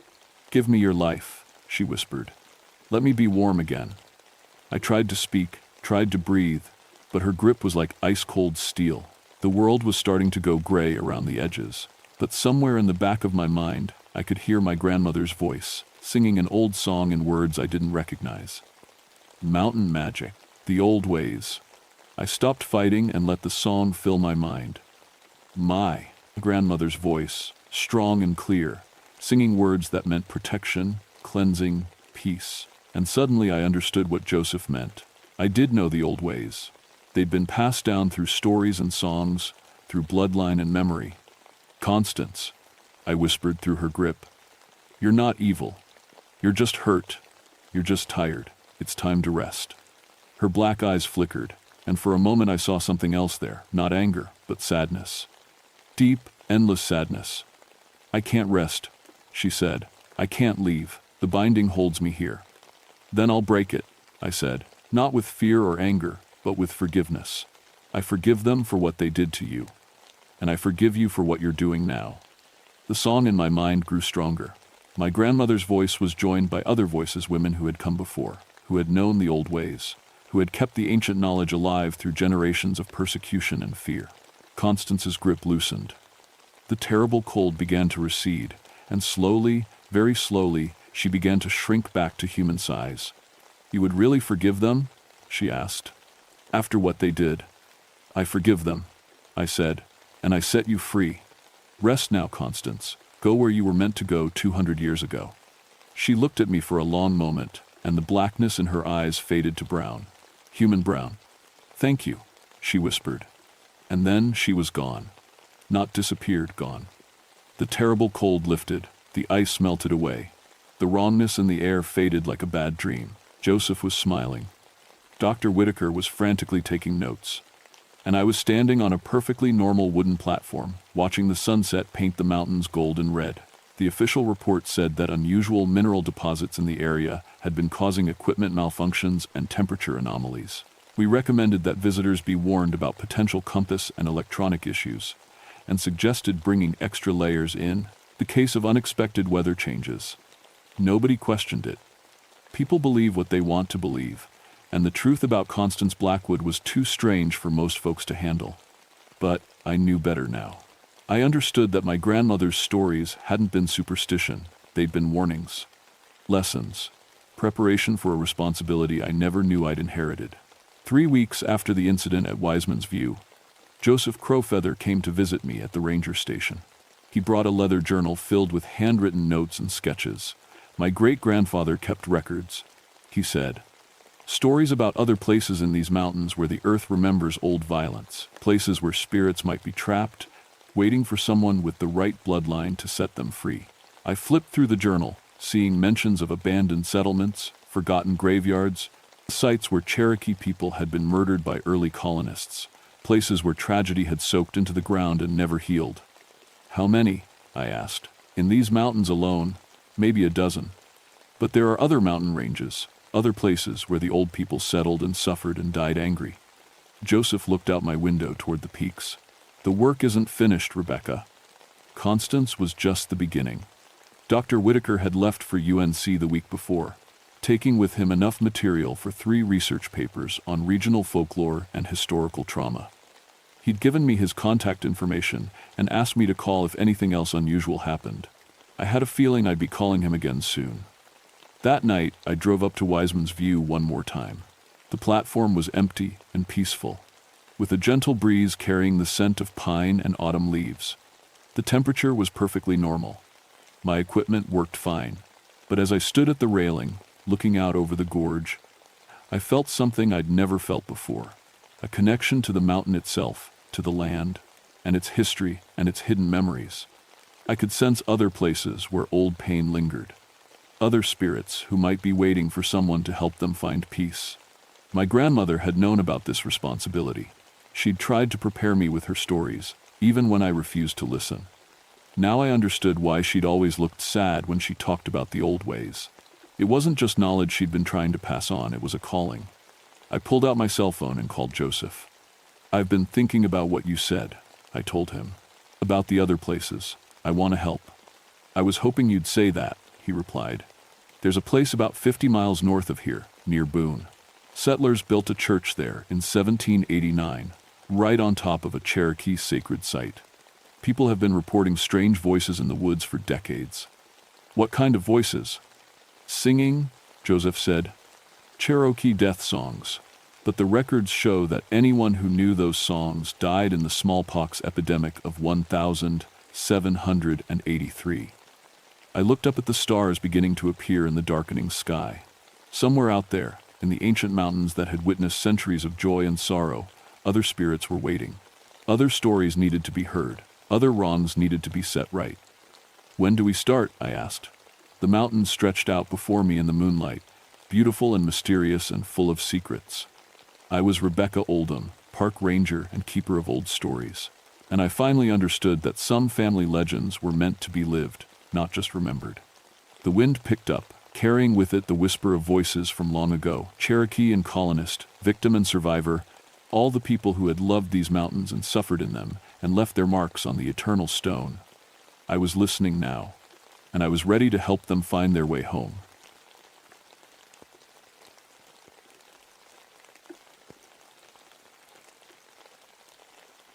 My name is William Ashcroft, and I've been a park ranger at New River Gorge for 19 years. Before that, I spent 15 years underground, digging coal out of these same West Virginia mountains. I know these mines better than most folks know their own backyards. People always ask me if I believe in ghosts. Used to be, I'd laugh and tell them the only thing haunting these old mines was bad air and loose rocks. I figured all those stories about spirits in the tunnels were just scared miners letting their minds play tricks on them in the dark. I don't laugh anymore. It was January 1989, coldest winter we'd had in 20 years. Snow was piled 3 feet deep, and the temperature hadn't gotten above zero in a week. Most of the old mining roads were blocked, making the abandoned sites even more cut off than usual. That's when the call came in. "Bill, we got a problem up at the old Thurman complex," my supervisor said over the radio.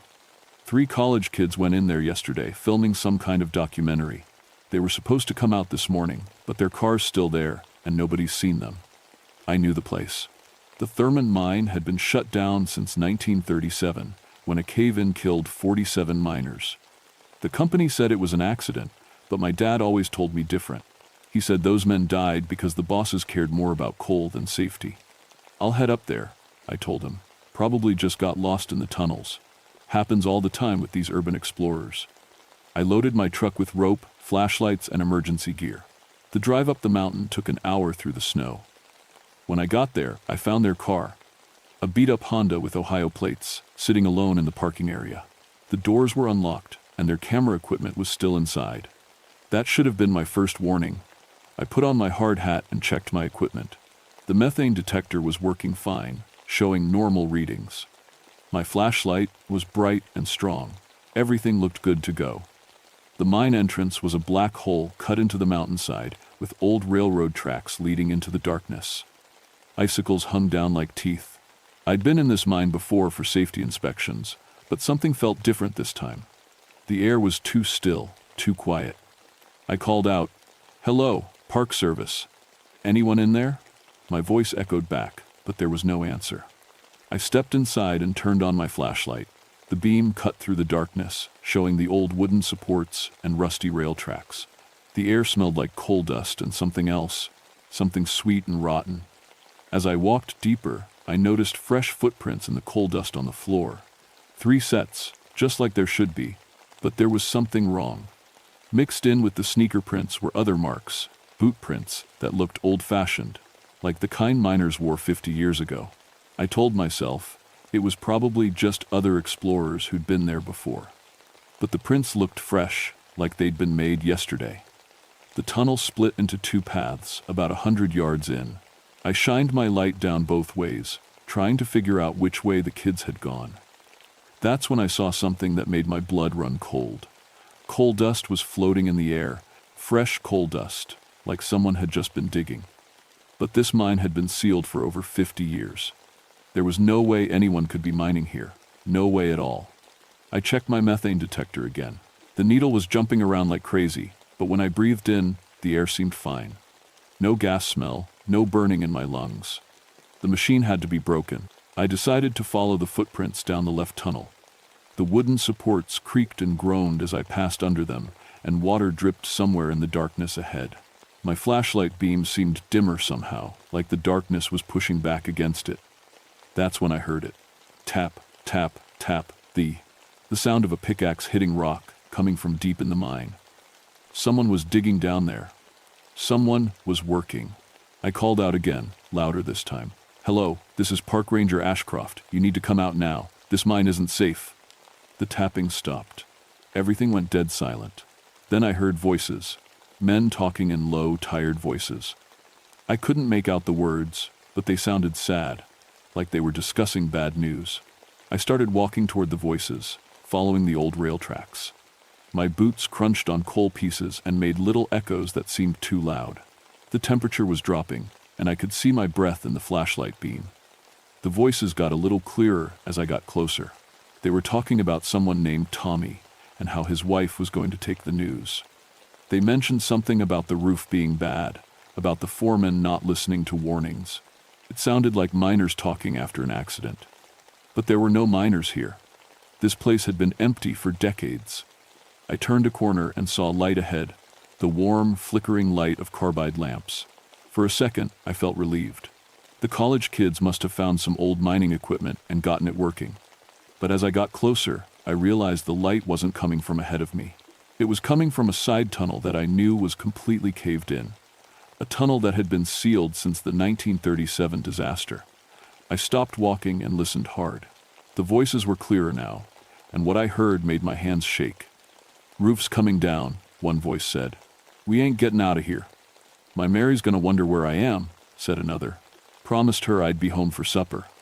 47 of us, a third voice whispered. 47 good men, and they'll say it was our fault. I knew those numbers. I knew that story. Those were the miners who died in 1937, and they were talking like it just happened. I stood there in the tunnel, my heart beating so hard I could hear it echoing off the walls. The voices kept talking, but they were getting fainter, like the speakers were moving away. The warm light from the sealed tunnel flickered and went out. I was alone in the dark again. My hands were shaking as I checked my equipment. The methane detector was still going crazy, but everything else seemed fine. I had to keep looking for those college kids. That was my job. But I couldn't stop thinking about those voices. I kept following the footprints deeper into the mine. The tunnel sloped downward, and I could hear water running somewhere below. The air got colder with every step, and that sweet, rotten smell got stronger. About a quarter-mile in, I found their first piece of equipment, a video camera lying on its side next to the tracks. The lens was cracked, but it was still running. I picked it up and hit the playback button. The screen showed shaky footage of 3 college-age kids walking through the same tunnel I was in. They were laughing and joking around, talking about how cool it was to explore a real mine. The picture quality was good, and I could see everything clearly. Then, about halfway through the recording, one of them stopped. "Did you guys hear that?" he said. "Hear what?" asked the girl with the camera. Sounded like someone working down there, like digging. They listened for a minute, but the camera didn't pick up any sound. The kid shrugged, and they kept walking. But I knew what he'd heard. The same tapping I'd heard. I fast-forwarded through more footage of them walking and talking. Then the picture started getting weird. The camera picked up lights in tunnels that should have been empty, to the same warm, flickering lights I'd seen. The kids didn't seem to notice them. Near the end of the recording, the camera caught something that made me drop it. In the background, just at the edge of the light, there were people. Men in old mining clothes, carrying pickaxes and shovels. They were walking parallel to the kids, moving through a tunnel that I knew was blocked off. The college kids never saw them. The camera hit the ground with a crash, and the recording stopped. I picked it up with trembling hands and kept walking. The footprints were getting fresher, and I started finding more of their stuff.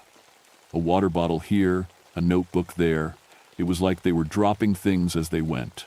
The main tunnel curved to the right and opened into a bigger area, room, what miners call a room. This was where they used to dig out the coal, leaving behind a space about as big as a basketball court. My flashlight beam couldn't reach the far walls. In the middle of the room, I found their camp. They'd set up a sleeping bag and some food, like they were planning to spend the night, but everything was scattered around, like they'd left in a hurry. The sleeping bag was torn, and there were dark stains on it that looked like blood. I called out again, my voice echoing in the big space. "Hello, are you hurt? I'm here to help." No answer. But I could hear something, a sound like crying, coming from the far side of the room. I walked toward it, my light cutting through the darkness. The crying got louder, but it didn't sound quite right. It sounded too deep, too old, like it was coming from someone who'd been crying for a very long time. That's when I saw him. A man was sitting against the far wall with his back to me. He was wearing old mining clothes, the kind with suspenders and a cloth cap. His shoulders were shaking like he was sobbing. "Sir?" I called out. "Are you okay? I'm a park ranger." He didn't answer, just kept crying. I got closer and reached out to touch his shoulder. "Sir, I need you too." He turned around. His face was crushed on one side, like he'd been hit by falling rock.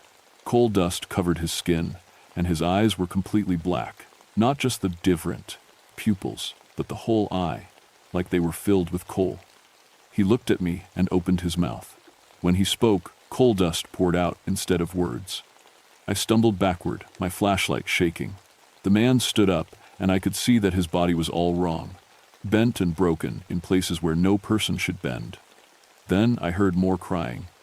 All around the room, shapes were moving in the darkness. Men in mining clothes, all of them hurt, all of them broken, all of them dead. I ran. I don't remember much about getting out of that room. I just remember running as fast as I could, my light bouncing everywhere, while behind me the crying turned into something worse, a sound like 47 men screaming at once. I made it back to the main tunnel and kept running until I couldn't breathe anymore. When I finally stopped, I was almost back to the entrance. I could see daylight ahead, real, normal daylight that meant safety and sanity. But I couldn't leave. Those college kids were still down there somewhere, and it was my job to find them. I sat down on an old railroad tie and tried to think. My training told me that what I'd seen wasn't real, probably just oxygen deprivation, making me hallucinate. Minds could be dangerous that way, but the camera footage was real. The broken equipment was real, and somewhere down there 3 people were missing. I checked my radio, but I was too deep in the mountain to get a signal. I was on my own. I took a deep breath and stood up. I had to keep looking. But this time, I was going to try the right tunnel. The right fork of the mine led to the old elevator shaft, a vertical tunnel that went down about 200 feet to the deeper levels. If the kids had fallen down there, they'd need medical attention fast. As I walked down the tunnel, I noticed that my footsteps were echoing wrong. Instead of one set of footsteps, it sounded like several people were walking with me. I stopped and listened, but the other footsteps stopped too. When I started walking again, they started again. I was not alone down there. The tunnel ended at the elevator shaft, a square hole in the floor with rusty cables hanging down into the darkness. A wooden barrier had been built around it, but someone had torn a gap in the boards just big enough for a person to squeeze through. I shined my light down the shaft. About 50 feet down, I could see something white. It looked like clothing. "Hello?" I yelled down the shaft. "Can you hear me?" A voice came back, weak and scared. "Help! Please help us!" It was one of the college kids. They were alive. But as I got my rope ready to rappel down, I heard something else from the shaft. More voices, talking in low, sad tones. The same voices I'd heard before, and they were saying something that made my blood freeze. "Don't go down there, son. That's where we died. That's where they left us to die." I clipped my rope to a solid beam and checked it twice. The voice from below had gone quiet, but I knew someone was down there. Someone alive.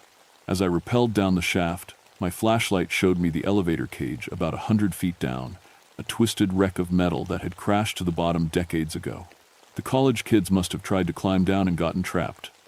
Halfway down, I stopped. There was writing on the shaft wall, carved into the rock.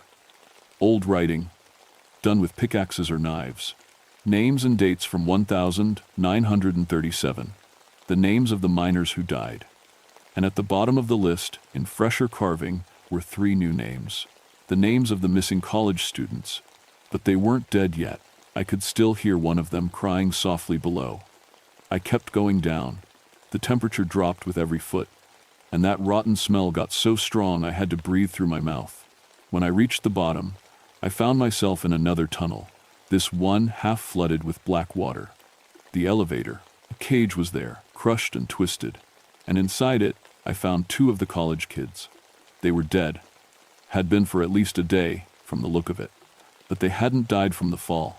Their bodies were crushed, like they'd been squeezed by giant hands, and their eyes were gone, just empty, black sockets. I heard splashing behind me and turned around. The 3rd kid, a girl about 20, was wading through the black water toward me. She was crying and shaking, and her clothes were torn. "Thank God," she whispered. "I thought no one would find me." "Are you hurt?" I asked, shining my light on her. She looked okay, except for some cuts and bruises. "I don't think so. But my friends..." She looked at the crushed bodies in the elevator cage and started crying harder. "What happened here?" I asked. "We were exploring, and Jake thought he heard voices down here. We tried to use the elevator cables to climb down, but they broke. Mike and Sarah fell into the cage. I was lucky. I landed in the water." That made sense. Horrible, but it made sense. "But that's not the worst part," she said. "There are people down here, dead people. They've been trying to get me to stay with them." I helped her toward the shaft, where my rope was waiting. "You're in shock," I told her.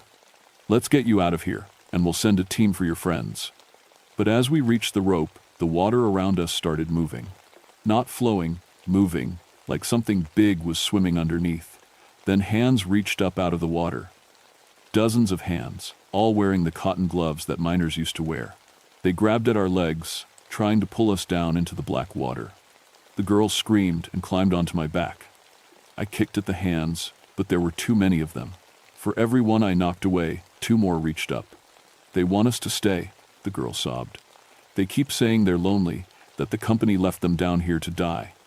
More hands came up, and now I could see arms attached to them. Then faces, floating just under the surface of the water.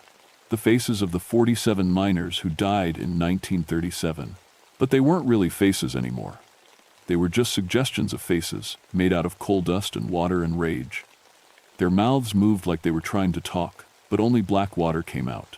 I grabbed the rope and started climbing, the girl hanging onto my back. The hands followed us up, reaching higher and higher. Cold fingers touched my boots, my legs, trying to get a grip. "Climb!" I yelled. "Don't look down!" We made it about 20 feet up before the rope went slack. Something had cut it above us. We fell back into the water with a splash. The dead miners were all around us now, their coal-black eyes reflecting my flashlight beam. They moved through the water like it was air, reaching for us with those terrible hands. One of them, a man with half his skull caved in, grabbed my wrist. When he touched me, I could suddenly hear his thoughts. Asterisk, they said we were careless. Said we didn't follow safety rules. But we told them the roof was bad. We told them the supports were wrong. They didn't listen. They never listened. Asterisk, 47, good men died for their greed. 47 families got nothing but lies. Asterisk, now you work for them. You wear their uniform. You follow their rules. Asterisk, stay with us, die with us, show them what they did. Asterisk. I tried to pull away, but his grip was like iron. More hands grabbed my legs, my arms. They were pulling me down into the water, and I couldn't fight them all. The girl was screaming beside me, her own struggles getting weaker as more miners held her. That's when I understood. This wasn't just about some college kids getting lost. This was about justice, about truth, about 47 men who died because their bosses cared more about coal than human life. "I know what happened to you," I said to the miner holding my wrist. "I know they lied about the accident." The pulling stopped. The miners all turned to look at me with their coal-black eyes. "My father worked these mines," I continued. "He told me the truth about 1937, about how the company ignored the safety warnings, about how they covered it up afterward." The miner's grip loosened slightly. "But killing us won't fix it," I said. "Keeping us down here won't bring you justice." Asterisk, then what will? Asterisk, the thought came into my head from all of them at once, like a chorus of angry voices. "The truth," I said. "People need to know what really happened. The families of the miners who died, they deserve to know it wasn't their fault." The miners looked at each other. In the dim light of my flashlight, I could see them having some kind of silent conversation. Finally, the one holding me spoke, and this time I could hear his voice out loud. It sounded like wind blowing through broken stones. "You promise? You'll tell them?" "I promise." "You'll make them pay?" "I'll try." The hands released us. The miners stepped back, still watching us with those terrible black eyes. A new rope dropped down from above, thick, strong rope that hadn't been there before. "Go," the miner said. "But remember your promise. If you lie to us, if you fail us, we'll come for you. Death can't stop us anymore." I grabbed the rope and helped the girl climb up first. As we ascended, I looked back one last time. The miners were still there, standing in the black water, watching us go. At the surface, the girl and I collapsed in the snow outside the mine entrance. She was in shock, barely able to speak. I called for backup on my radio and told them we had 2 fatalities and 1 survivor. I didn't tell them about the rest of it. Not yet. But I kept my promise to the miners. That was just the beginning. The official report said that Mike and Sarah died from injuries sustained in an accidental fall down the elevator shaft. The girl, her name was Jennifer, was treated for shock and hypothermia. She tried to tell the doctors about the dead miners, but they said it was trauma-induced hallucinations. I didn't contradict their report.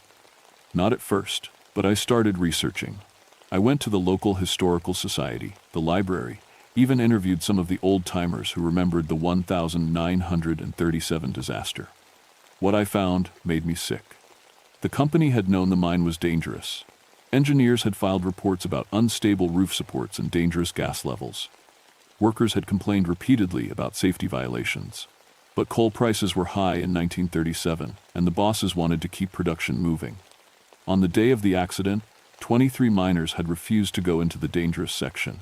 The foreman fired them all and sent in a new crew, 47 men who needed the work too badly to complain. The roof came down at 2:47 p.m.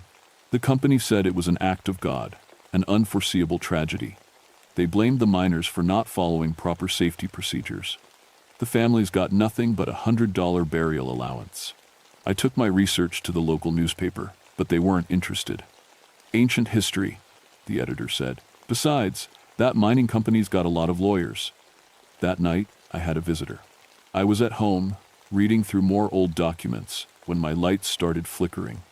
The temperature in my house dropped about 20 degrees in the span of a minute. Then I heard the tapping. Tap, tap, tap. It was coming from my basement.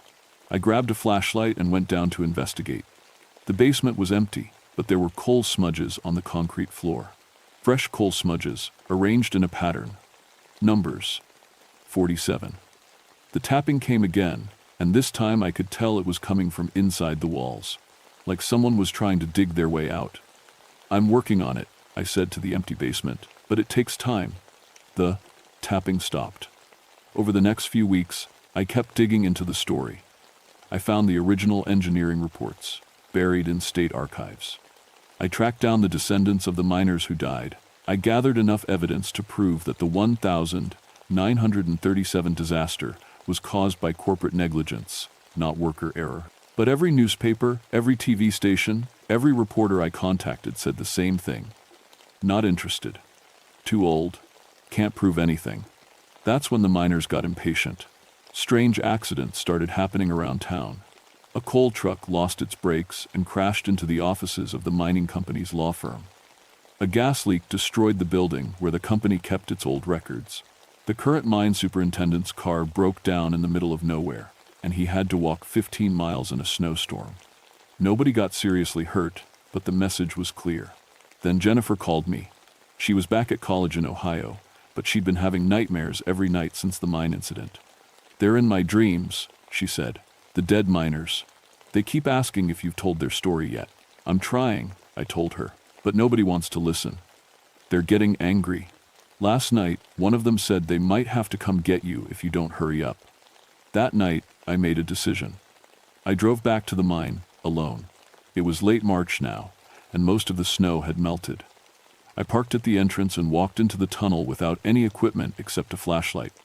I'm here, I called out. We need to talk. They were waiting for me in the same room where I'd first seen them. All 47 miners, standing in a circle around the old campsite.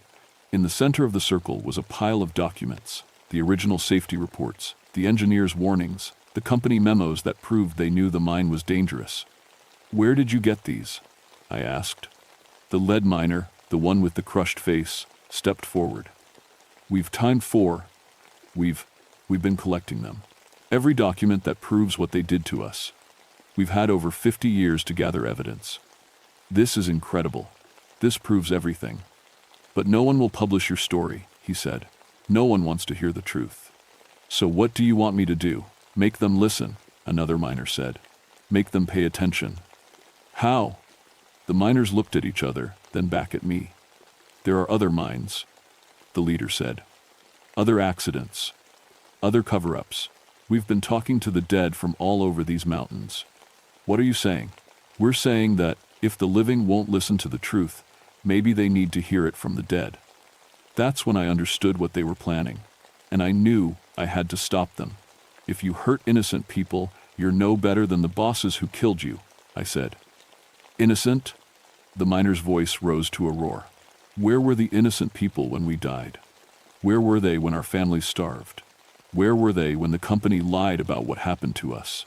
The other miners started moving closer, their coal-black eyes burning with rage. The temperature in the room plummeted, and frost started forming on the walls. "You made us a promise," the leader said. "You swore you'd get us justice. But you've failed. Just like everyone else failed us. I haven't failed. I just need more time." "Time?" He laughed, and it sounded like rocks falling. "We've been waiting 52 years. How much more time do you need?" That's when I played my last card. What if I could get your story to the right people? What if I could make sure the whole world knows what happened to you? How? There's a young reporter at the Charleston paper. She specializes in corporate corruption stories. If I can get her to investigate this, if I can show her the evidence you've collected. The miners considered this. And if she doesn't believe you, then I'll keep trying. I'll find someone who will listen. But I need you to give me time, and I need you to promise you won't hurt anyone. The leader was quiet for a long moment. Finally, he nodded. 1 month, he said. You have 1 month to get our story told.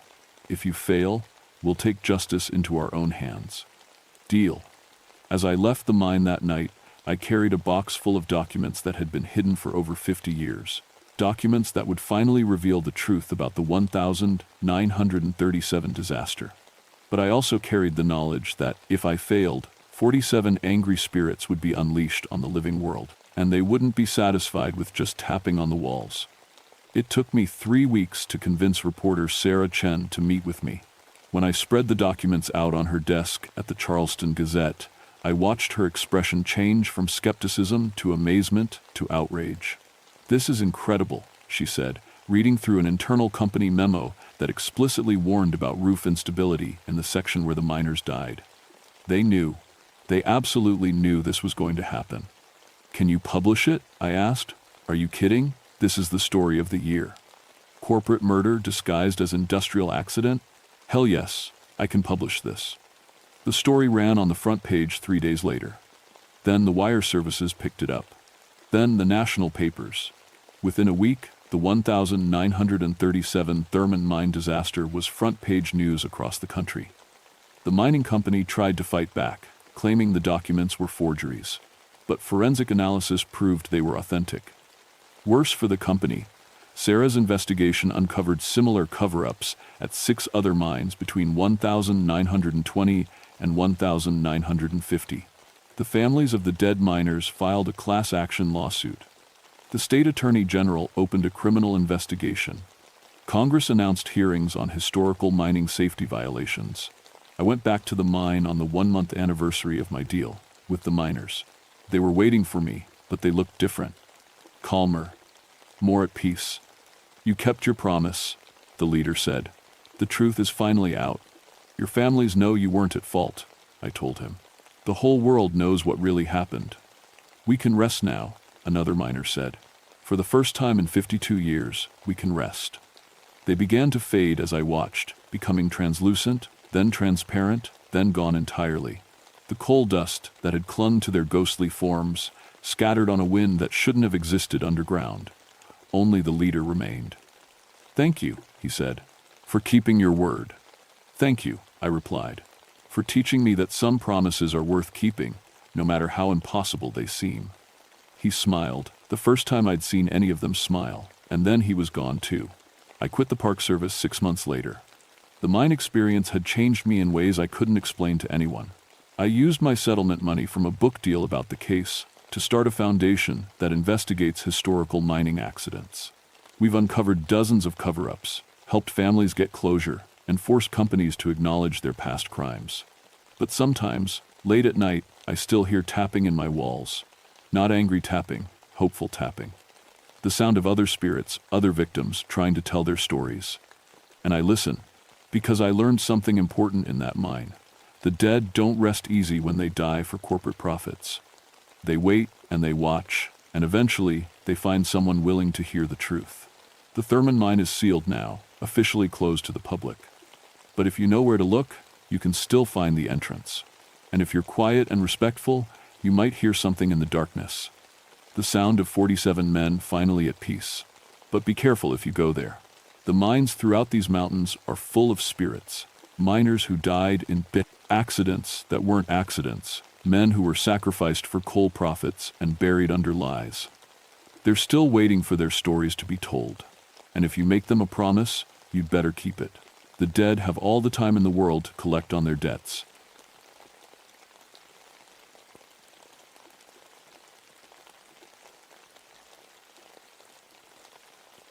My name is Daniel McLeod, and for 16 years I wore the badge of a National Park Service ranger in Cherokee National Forest. Before that, I spent 8 years with the ATF, that's the Bureau of Alcohol, Tobacco, Firearms, and Explosives. Some people think park rangers just give directions to lost hikers and put out campfires. They don't know about the other side of the job. The dark side that happens deep in the mountains where cell phones don't work and the nearest sheriff is 35 miles away. I specialized in illegal distillery operations. Moonshine stills, mostly. In 16 years, I'd raided over 50 operations hidden in these Tennessee hollers.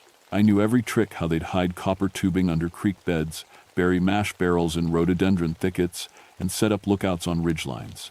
I'd been shot at, threatened, and once had my truck's brake lines cut. But I'd never believed in ghosts. That changed in August of 1974. The call came in on a Tuesday morning, hot as blazes with no wind stirring in the valleys.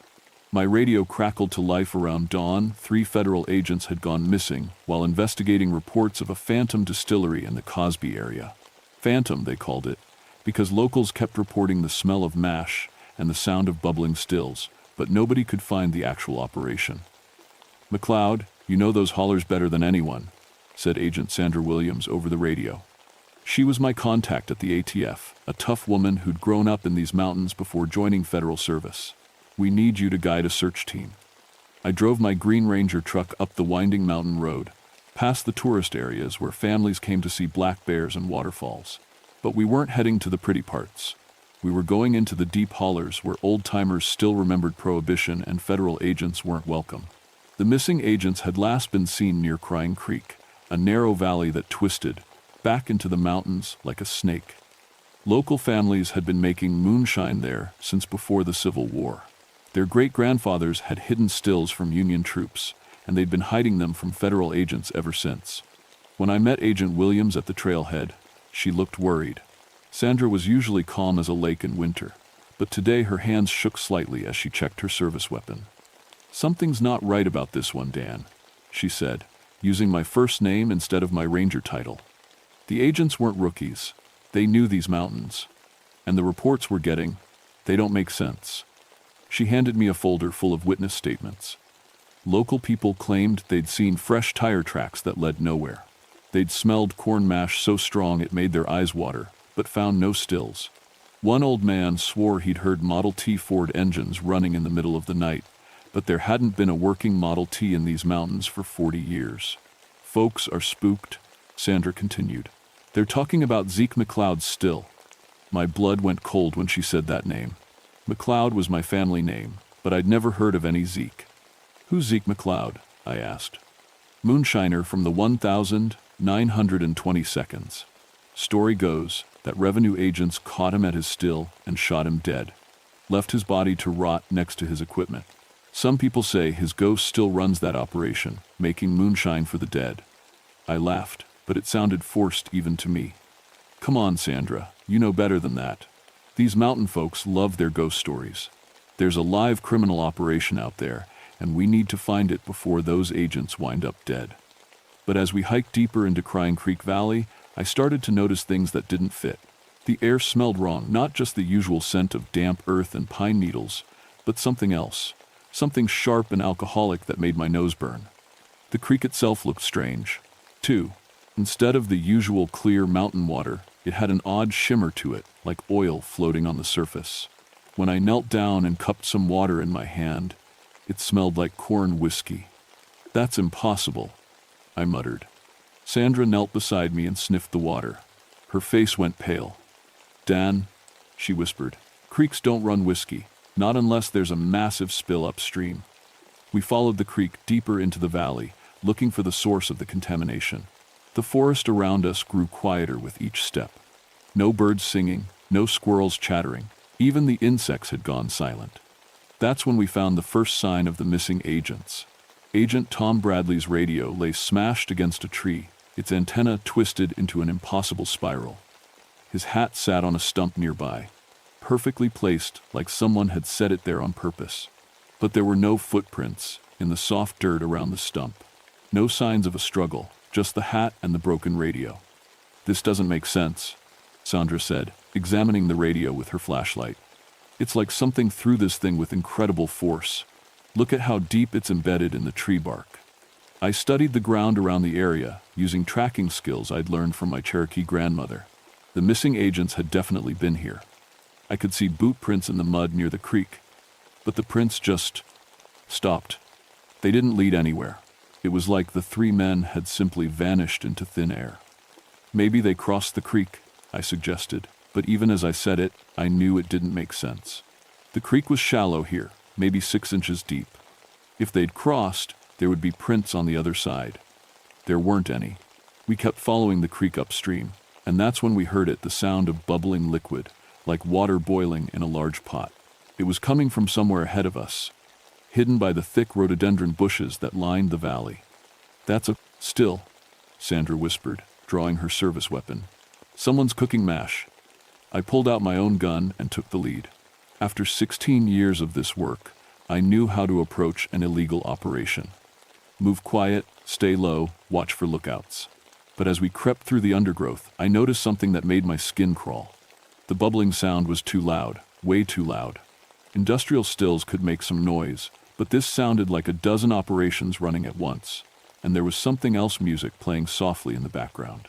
Old-timey music, like the kind they played on the radio in the 1920 seconds. We pushed through the final curtain of rhododendron branches and froze. There in the clearing was the biggest still operation I'd ever seen. Copper tubing snaked everywhere, connecting massive wooden barrels to a collection of different-sized pots.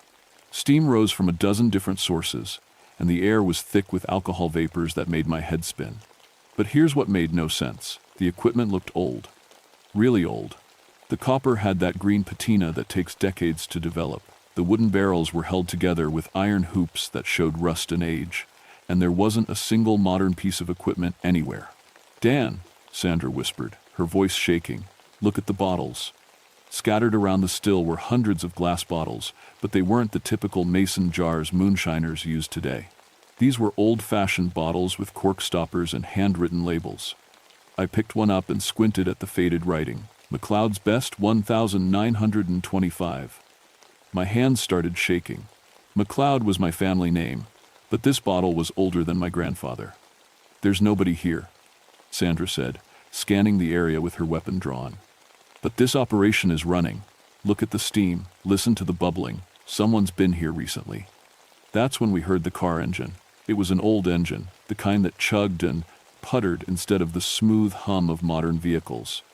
It was coming from the trail behind us, the same trail we'd just used to get here. "Back up?" Sandra asked hopefully. I shook my head. "We didn't call for backup, and that doesn't sound like any government vehicle I know."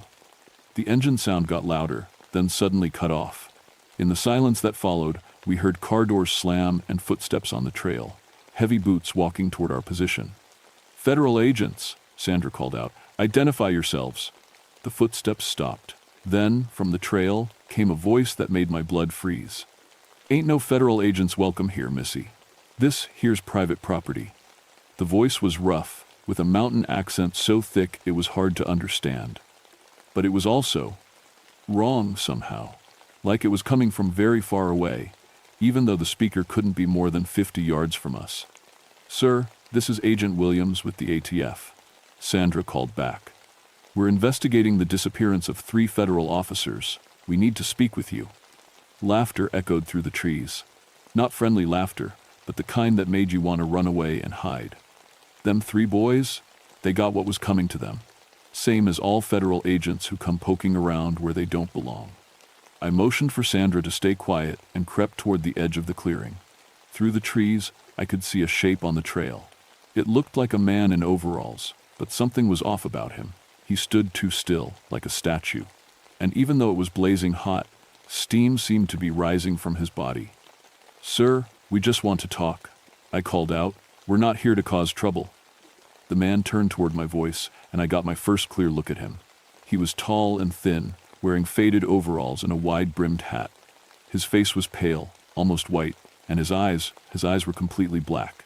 But what made me nearly drop my gun were the dark stains on his chest. Stains that looked exactly like bullet holes.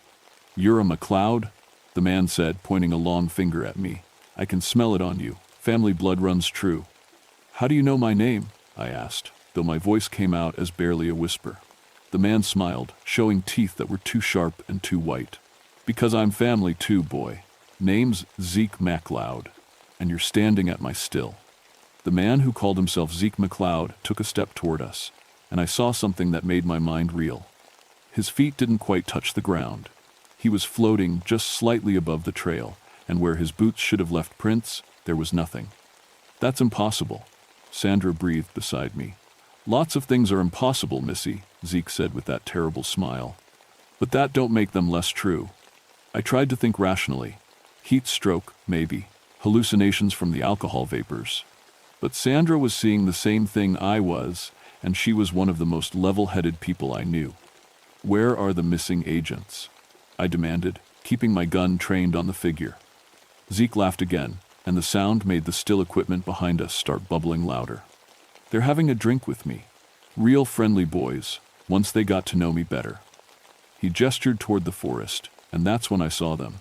3 men in federal agent suits, sitting on stumps around the still like they were at a family barbecue. But they weren't moving.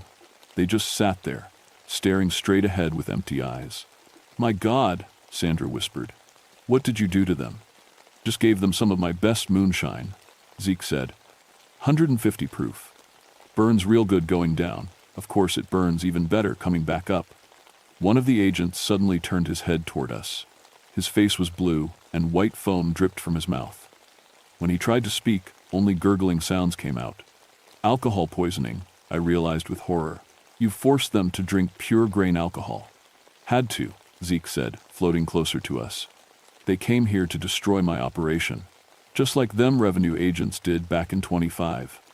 Shot me full of holes and left me to die next to my still. But death don't stop a McLeod from making the best damn moonshine in Tennessee." I was starting to understand, and the understanding terrified me. This thing, this ghost, or whatever it was, thought we were the same agents who had killed him 50 years ago, and he was going to do to us what he'd done to them. "We're not those agents," I said desperately.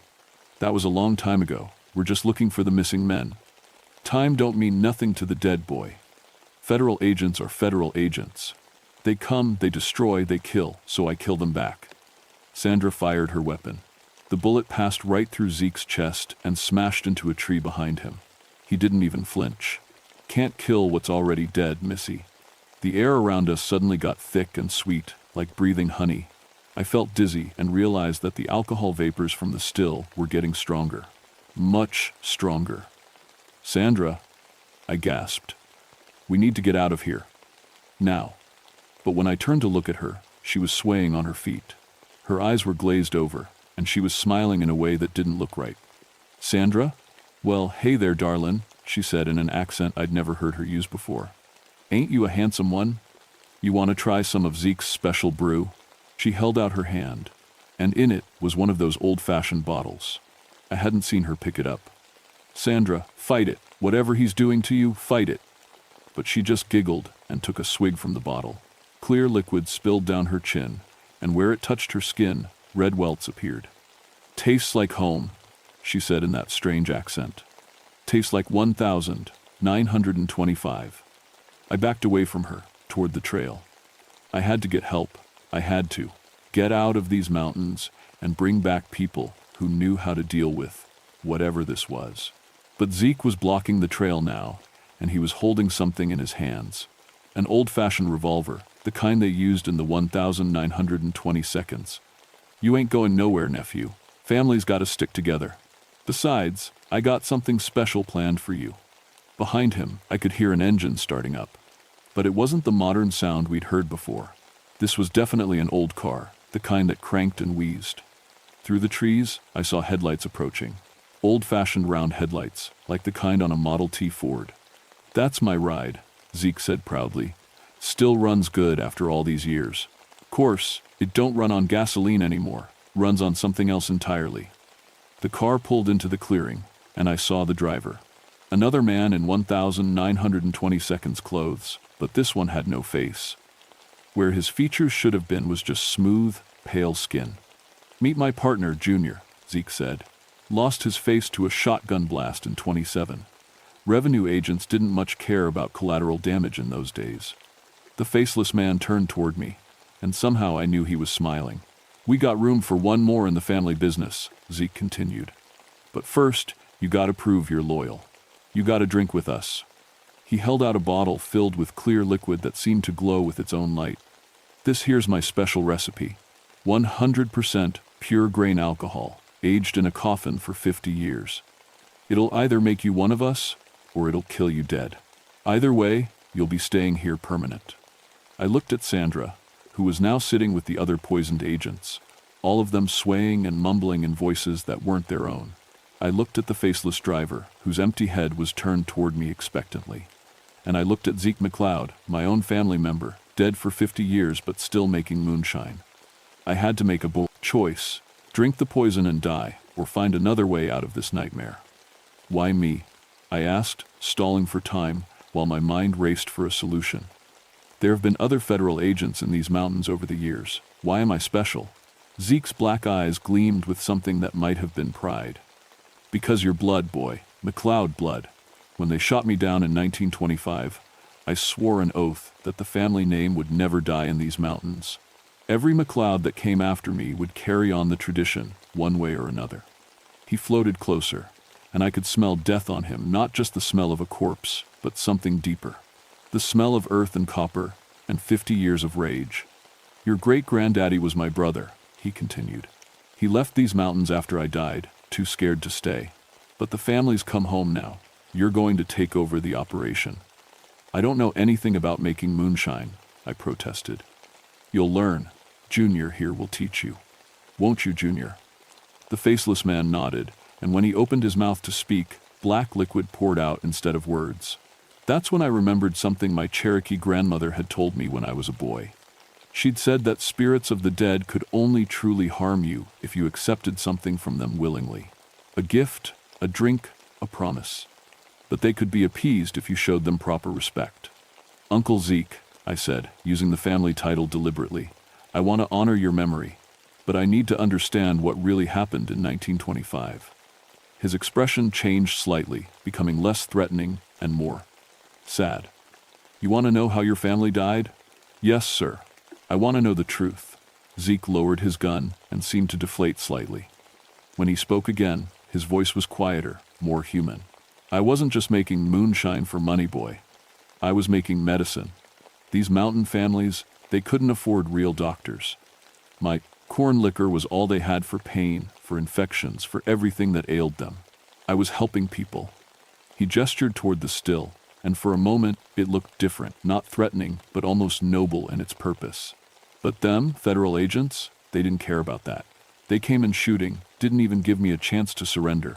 Shot me down like a mad dog, and left me bleeding into my own mash.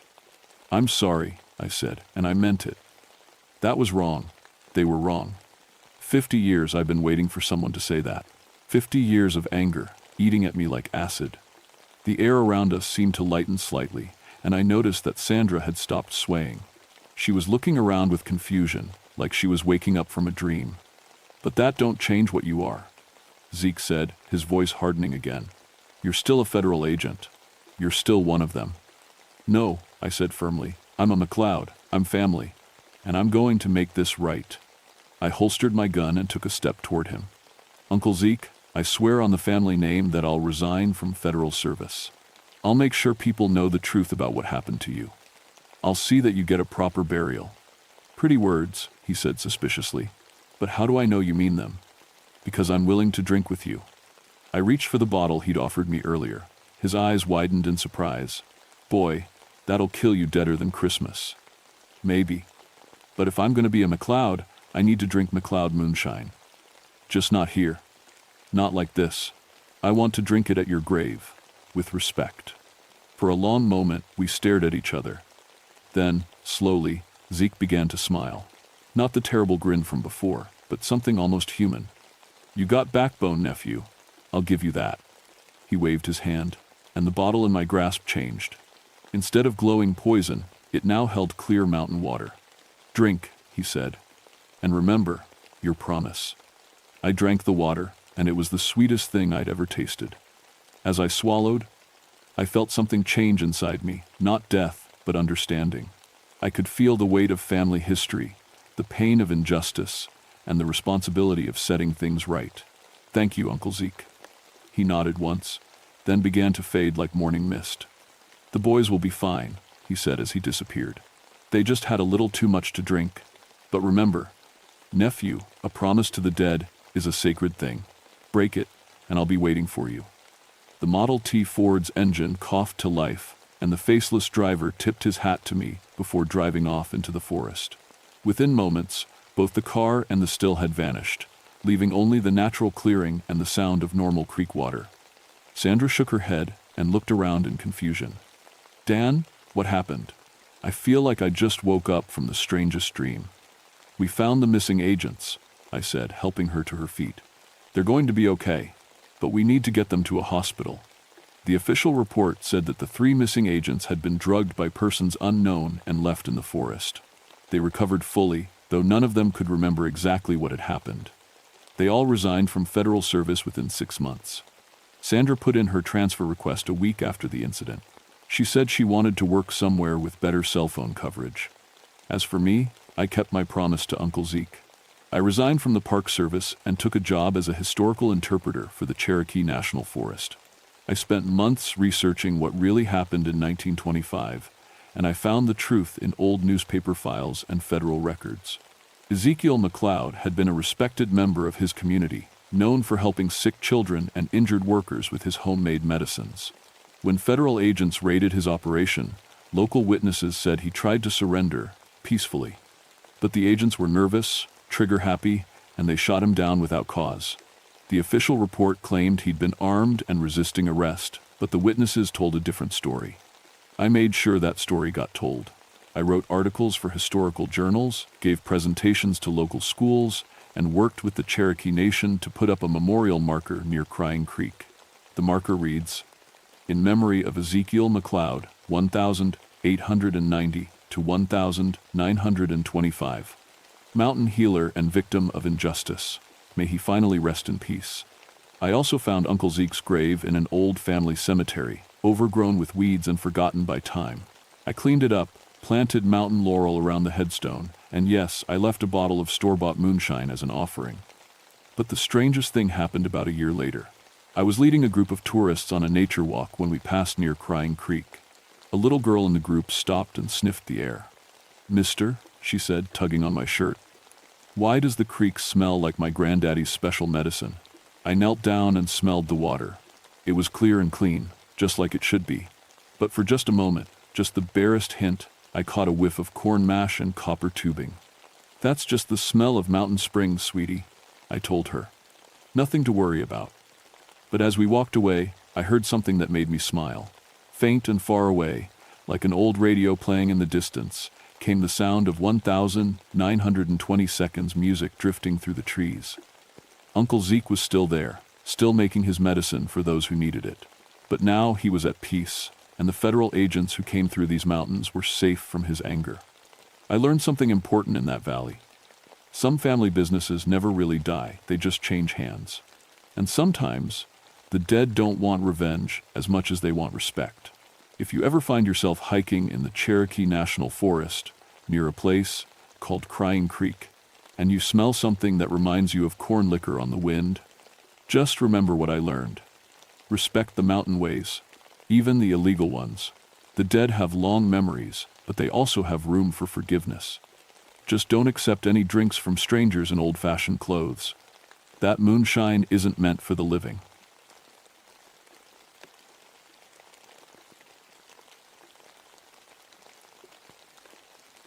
My name is Margaret O'Brien, and I've been a park ranger in the Nantahala National Forest for 12 years. Before that, I worked as an emergency room nurse in Boston for 8 years. I've seen people die. I've held their hands as they took their last breath. I've told families their loved ones weren't coming home. Death doesn't scare me anymore, or at least, it didn't until March of 1981. I moved to North Carolina to get away from the old country stories my grandmother used to tell. Stories about banshees and death omens. Foolish superstitions, I called them. My Cherokee friends here have their own spirit stories, but I respected those more than my grandmother's tales. Maybe because they felt connected to this land in a way my Irish folklore never did. Bear Wallow Gap sits at 5,000 feet, a narrow mountain pass that cuts through some of the roughest country in western North Carolina. It's 40 miles from the nearest hospital, and when the weather turns bad, helicopters can't fly. When someone gets hurt up there, they depend on me and my medical kit. I've done over 200 emergency evacuations in these mountains. I know my job. The first weird thing happened on March 15th. I got a radio call about 2 hikers who'd found a body near the old Cherokee Trail that runs through the gap. Male, mid-30s, no visible injuries. The hikers were shaken up pretty bad. He looked terrified. One of them told me when I reached the scene, like he'd seen something awful before he died. I examined the body. No trauma, no signs of a struggle. His face was frozen in an expression of pure terror, mouth open like he'd been screaming. Temperature was dropping fast, so I figured hypothermia. People do strange things when their body temperature falls. They panic, make bad decisions, freeze to death. But the hikers kept talking about something else. We heard crying before we found him, the woman said. Like a woman crying, but louder. It echoed through the whole valley. Probably whined through the rocks, I told them. Sound carries funny up here. I called for a body recovery team and filled out my report. Natural causes, likely hypothermia. Case closed. 3 days later, it happened again. This time it was a solo backpacker, found by a day hiking group. Same thing, no injuries, face twisted in terror, body temperature normal when they found him, but dropping fast by the time I got there. And again, the hikers reported hearing a woman crying before they discovered the body. It was the saddest sound I ever heard, one of them said, like someone had lost everything in the world. I started to feel uneasy. 2 unexplained deaths in the same area within 3 days wasn't normal. I requested extra patrols and began carrying additional medical equipment. Maybe there was something in the water, or some kind of gas leak from underground. I'd seen carbon monoxide poisoning before it could cause confusion and death without obvious symptoms. But deep down, something felt wrong about this place. The animals were acting strange. Squirrels and birds would suddenly go quiet when I walked the trail. My radio crackled with static more than usual.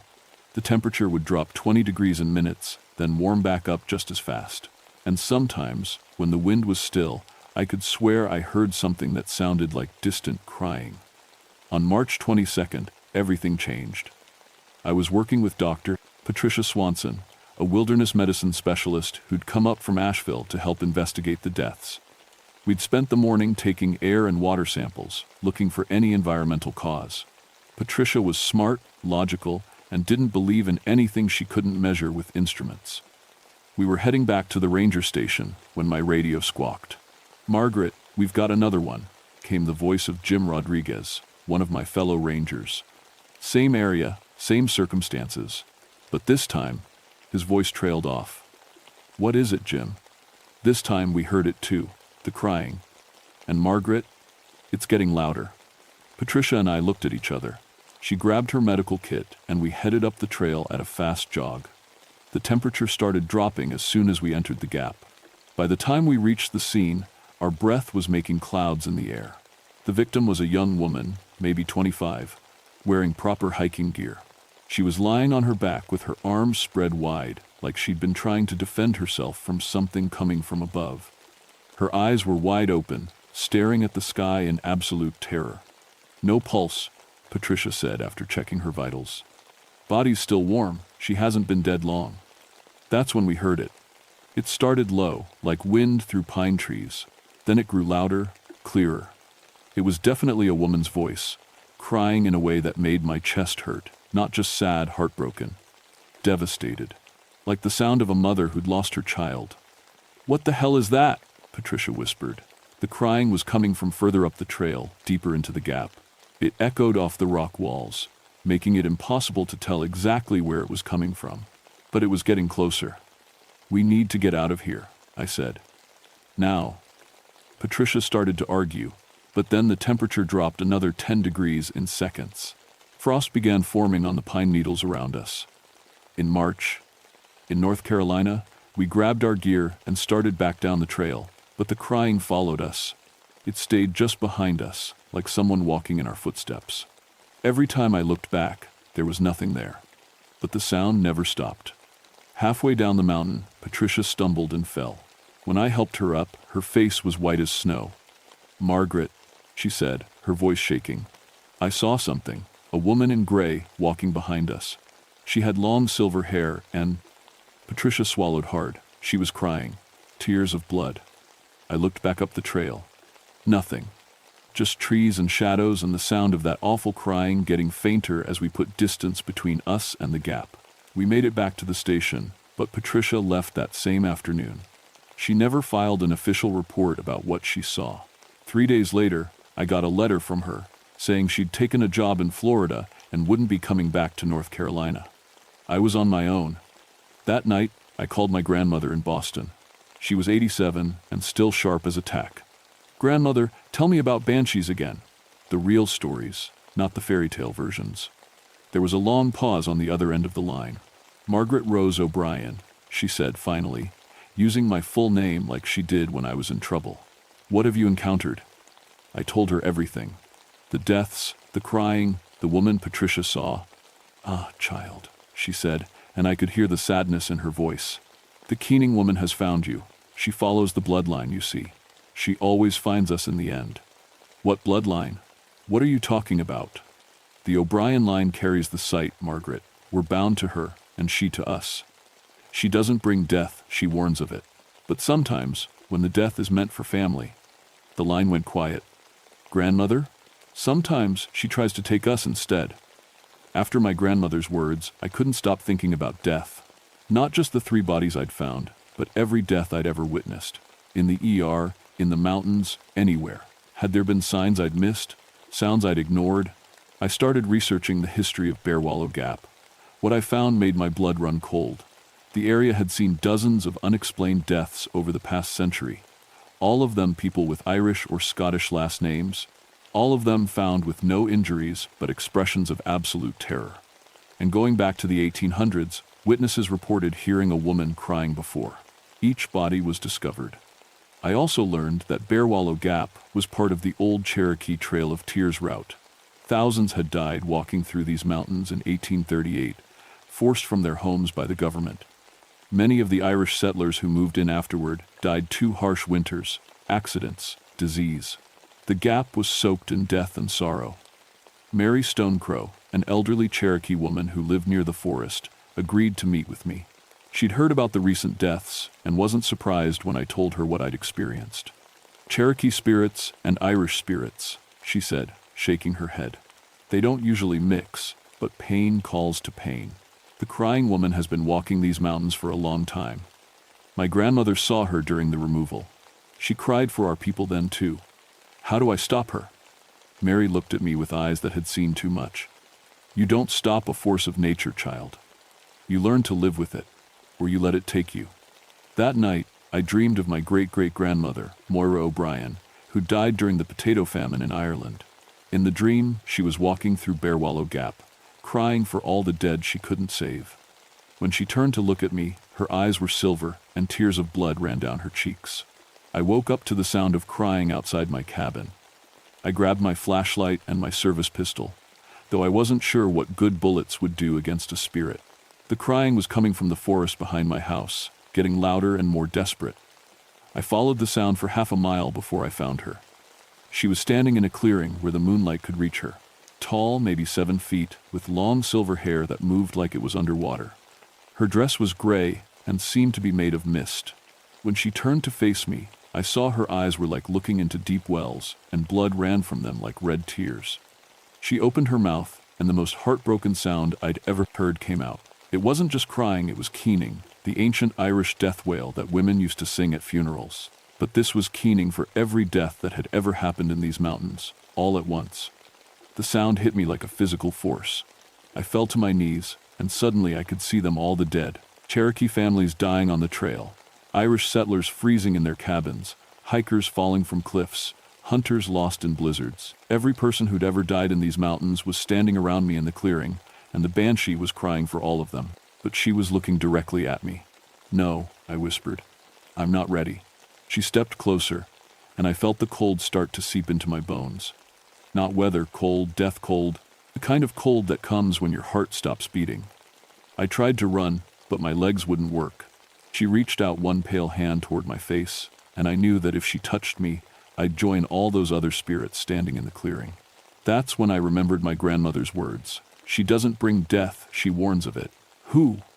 I managed to say through chattering teeth. "Who's going to die?" The banshee stopped reaching for me. She turned and pointed deeper into the forest, toward Bear Wallow Gap. Then she opened her mouth and screamed, not crying now, but a sound like wind through a graveyard, like the last breath leaving someone's lungs. And then she was gone. I ran back to my cabin and radioed for backup. 3 hours later, we found another body in the gap. This time, it was Tom Wilson, a local man who'd gone up to check on his hunting cabin. But here's the thing, we found him before he was completely dead. He was in hypothermic shock, barely breathing, but alive. We got him to the hospital in time. He survived. But when he woke up 3 days later, the first thing he said was, "Did you hear her crying? She was trying to warn me about the rock slide." For 2 weeks, after that night in the clearing, I didn't see the banshee. But I felt her. She was watching, waiting. The temperature drops continued, and several hikers reported hearing distant crying, but no one else died. I started to think, maybe I'd figured it out. Maybe she really was trying to warn people, not kill them. Maybe if I listened for her cries, I could save lives instead of just finding bodies.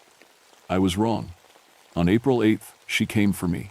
I was doing a routine patrol of the gap when the crying started. But this time it was different. Louder, more urgent, and it was coming from all around me, like the banshee was circling. The temperature dropped so fast that ice began forming on my jacket. My radio died. My compass started spinning. Even my watch stopped working.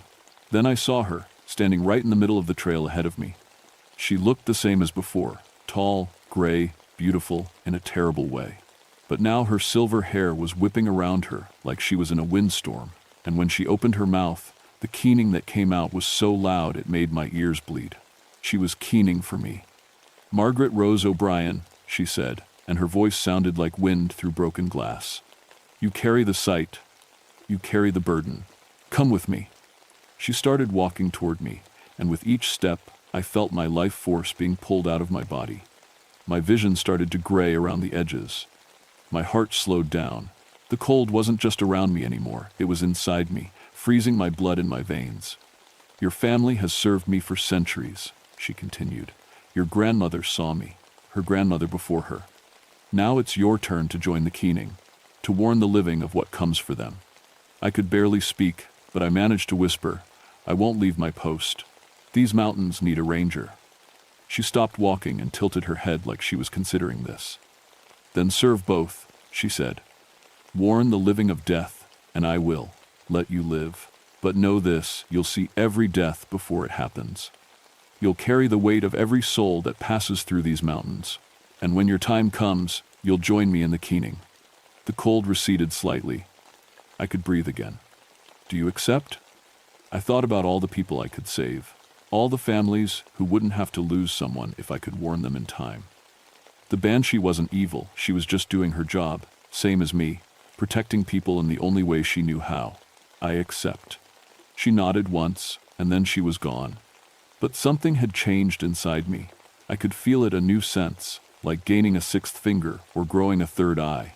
I could feel death moving through the mountains like weather patterns, and I knew when and where it would strike. I also knew I wasn't entirely human anymore. That was 44 years ago. I'm 79 now, and I still patrol these mountains. Officially, I retired from the Forest Service in 2001, but unofficially, I never stopped working. The death sense the banshee gave me has saved hundreds of lives. I know when a hiker is going to fall before they slip. I know when a storm is going to turn deadly before the Weather Service does. I know when someone's body is going to give out on the trail before they feel the first chest pain. I can't save everyone. Death comes when it comes, but I can warn people, give them a chance to make different choices. The banshee still walks these mountains. Sometimes I see her on foggy nights, keeping her own patrol. We don't speak anymore, but we understand each other. We're both guardians in our own way. Other rangers have started seeing her too, the ones with Celtic blood. She's building a network, preparing for something. I don't know what yet, but I can feel it coming like a storm on the horizon. If you ever find yourself hiking in the Appalachian Mountains and you hear a woman crying in the distance, don't ignore it. Listen. She's trying to tell you something important. The banshee doesn't come to frighten you. She comes to save you. But only if you're smart enough to listen.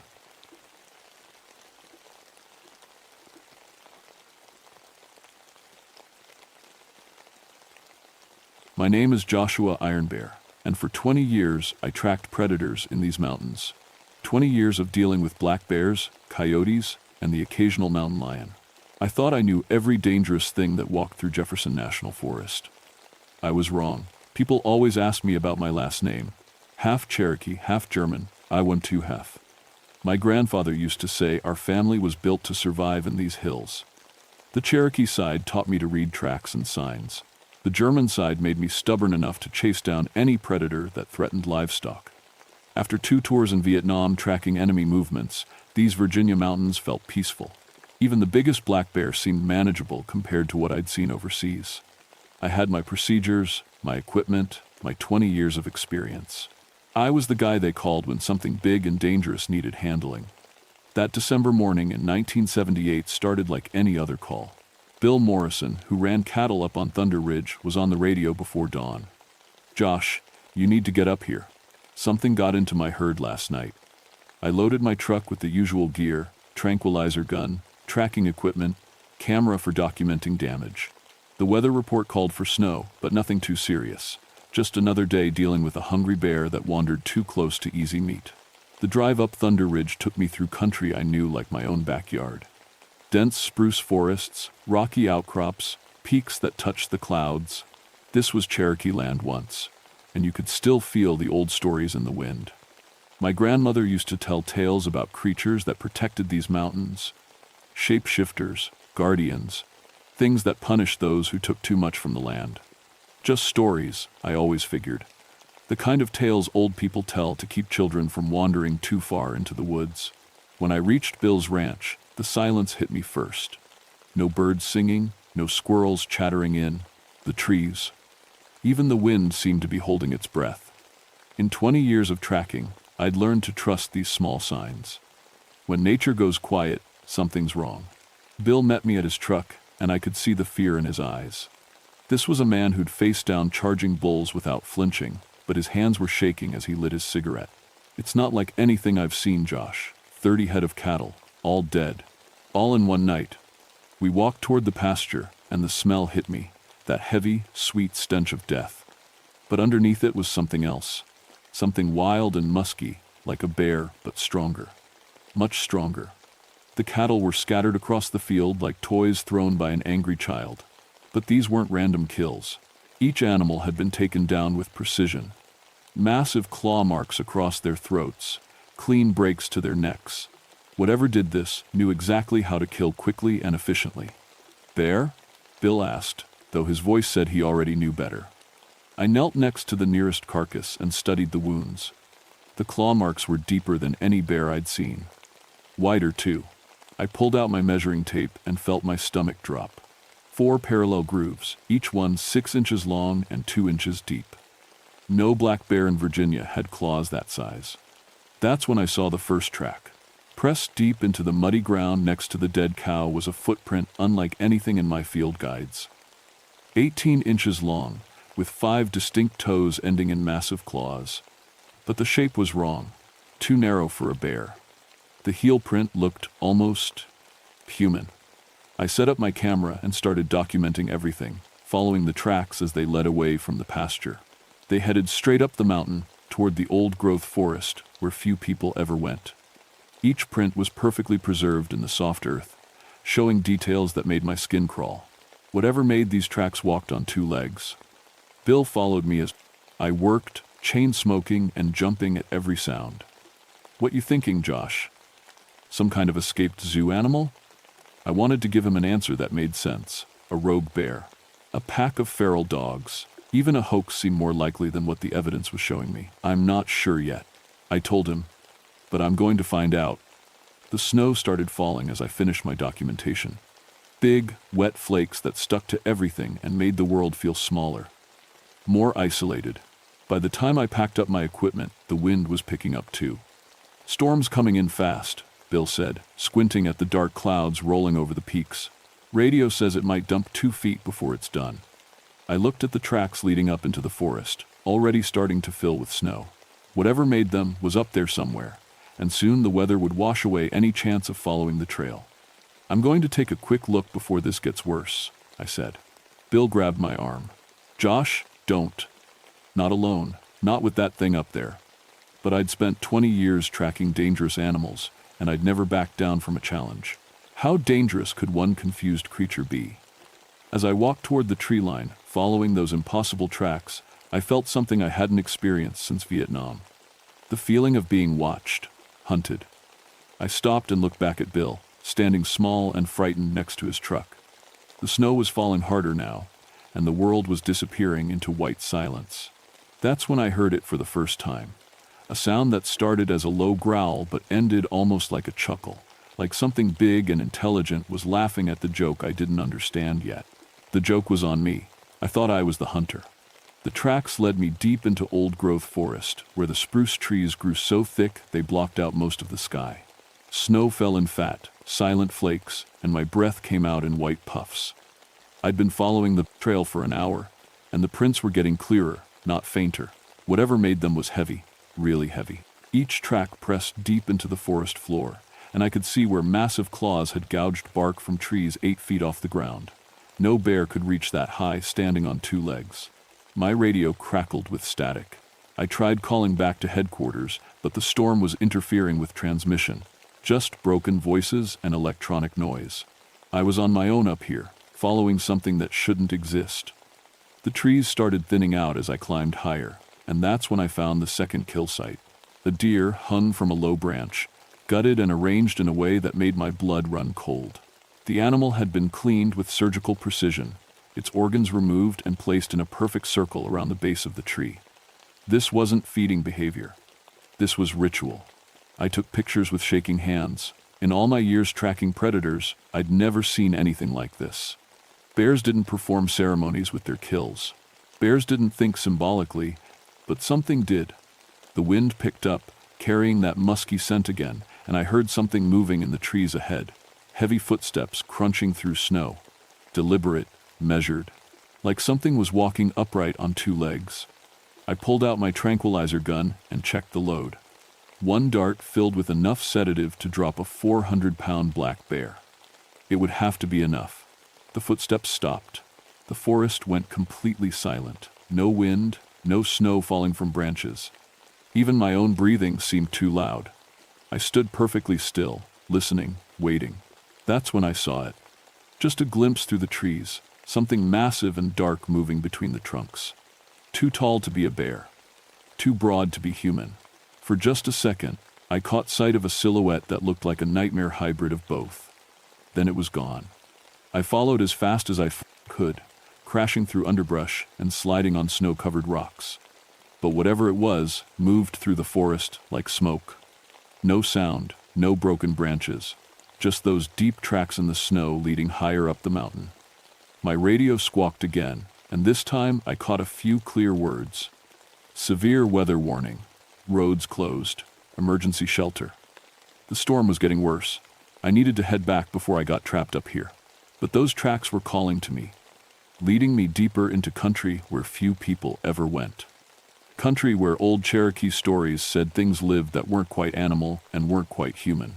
I was about to turn back when I heard the screaming. Human screaming, coming from somewhere ahead, high-pitched and terrified, cutting through the wind like a knife. Someone was in trouble up there. I ran toward the sound, fighting through snow that was getting deeper with every step. The screaming stopped abruptly, leaving only the howl of wind through trees. I found them in a small clearing near the ridgetop. 3 members of a state wildlife survey team sent up to investigate reports of unusual predator activity. I recognized Dr. Robert Crane, a biologist I'd worked with before. He was lying twisted against a fallen log, his neck bent at an impossible angle. The other two were arranged in sitting positions against trees, their eyes wide open, staring at something I couldn't see. They'd been dead for hours, but their bodies were still warm. Steam rose from their blood in the cold air. That's when I noticed the tracks around the clearing. Dozens of them, circling the dead men like they'd been stalked, played with, before being killed. And in the center of the circle, something had been written in the snow using a stick. Cherokee symbols I recognized from my grandmother's stories. A warning that roughly translated to, "Trespassers will feed the earth." My hands were shaking so badly I could barely hold the camera steady. This wasn't random predator behavior. This was intelligence, planning, revenge. Something had declared war on anyone who entered its territory. The wind died down for a moment, and in the sudden quiet I heard breathing that wasn't mine. Slow, deep, coming from the trees at the edge of the clearing. Something was watching me. Something that could crush 3 armed men and arrange their bodies like pieces on a chessboard. I raised my tranquilizer gun and tried to spot movement in the shadows.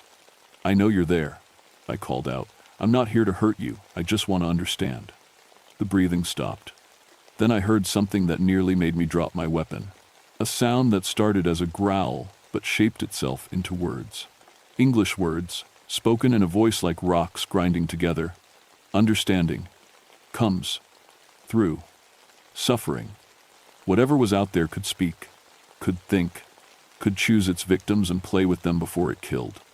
I backed away from the clearing, keeping my gun raised, trying to reach the trail back down the mountain. Snow was falling harder now, and the wind was picking up again. If I didn't get off this ridge soon, I'd be trapped up here with something that collected trophies from its kills. Behind me, I heard that grinding voice again, closer this time. Joshua, Iron Bear, Cherokee, and German, 20 years. I hunting, my children. It knew my name, it knew my background. It had been watching me long before I started tracking it. I ran. I made it halfway down the mountain before my radio exploded with panicked voices. Emergency frequencies lighting up with reports I couldn't believe. Multiple units not responding. Last known position, Thunder Ridge. Found the search helicopter crashed. Pilot and co-pilot missing. Something took out the entire military tracking team, only found pieces of equipment. I stopped behind a large stacking boulder to catch my breath and piece together what was happening. In the space of 12 hours, whatever was up on that ridge had killed a survey team, brought down a helicopter, and eliminated an entire military unit sent to investigate. This wasn't some confused animal. This was a coordinated assault. My radio crackled, and I caught a transmission from base camp. All units evacuate immediately. Repeat, all personnel evacuate Thunder Ridge area. We have confirmed multiple fatalities and... Static cut off the rest. I was alone on a mountain with something that was systematically killing everyone who entered its territory. The smart thing would be to run as fast as I could down to the road and get out of these mountains forever. But I couldn't stop thinking about those Cherokee symbols written in the snow. The way that thing had spoken my name, like it knew my family history. Like it was personally offended by my presence here. I needed to understand what I was dealing with. The snow was coming down so hard now I could barely see 10 feet ahead. My tracks were filling in behind me, which meant I was leaving no trail for rescue teams to follow. If I got lost in this storm, they'd find my body in the spring. If they found it at all, I was trying to figure out my next move when I heard engines in the distance. Vehicle engines, struggling up the mountain road. Help was coming. I worked my way toward the sound and found a military convoy stopped at a roadblock. 6 vehicles, maybe 20 soldiers, all armed and looking nervous. Their leader, a young lieutenant, was studying a topographical map while his men unloaded heavy equipment. "Sir, you need to get off this mountain immediately," he said when he saw me approaching. "We have orders to contain the situation."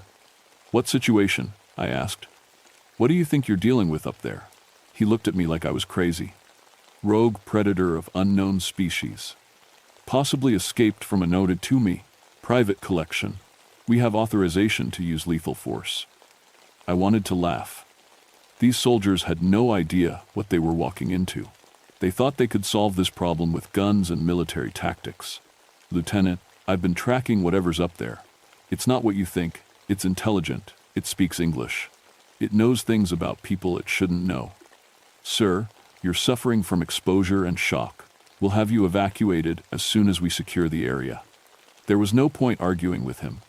I watched as his men checked their weapons and started up the trail toward the ridge. 20 trained soldiers with automatic rifles, night vision, and radio communication. They never had a chance. I was still at the roadblock when the screaming started. Not human screaming this time. Something else. Something that sounded like the mountain itself was roaring in anger. Gunfire erupted from up the trail.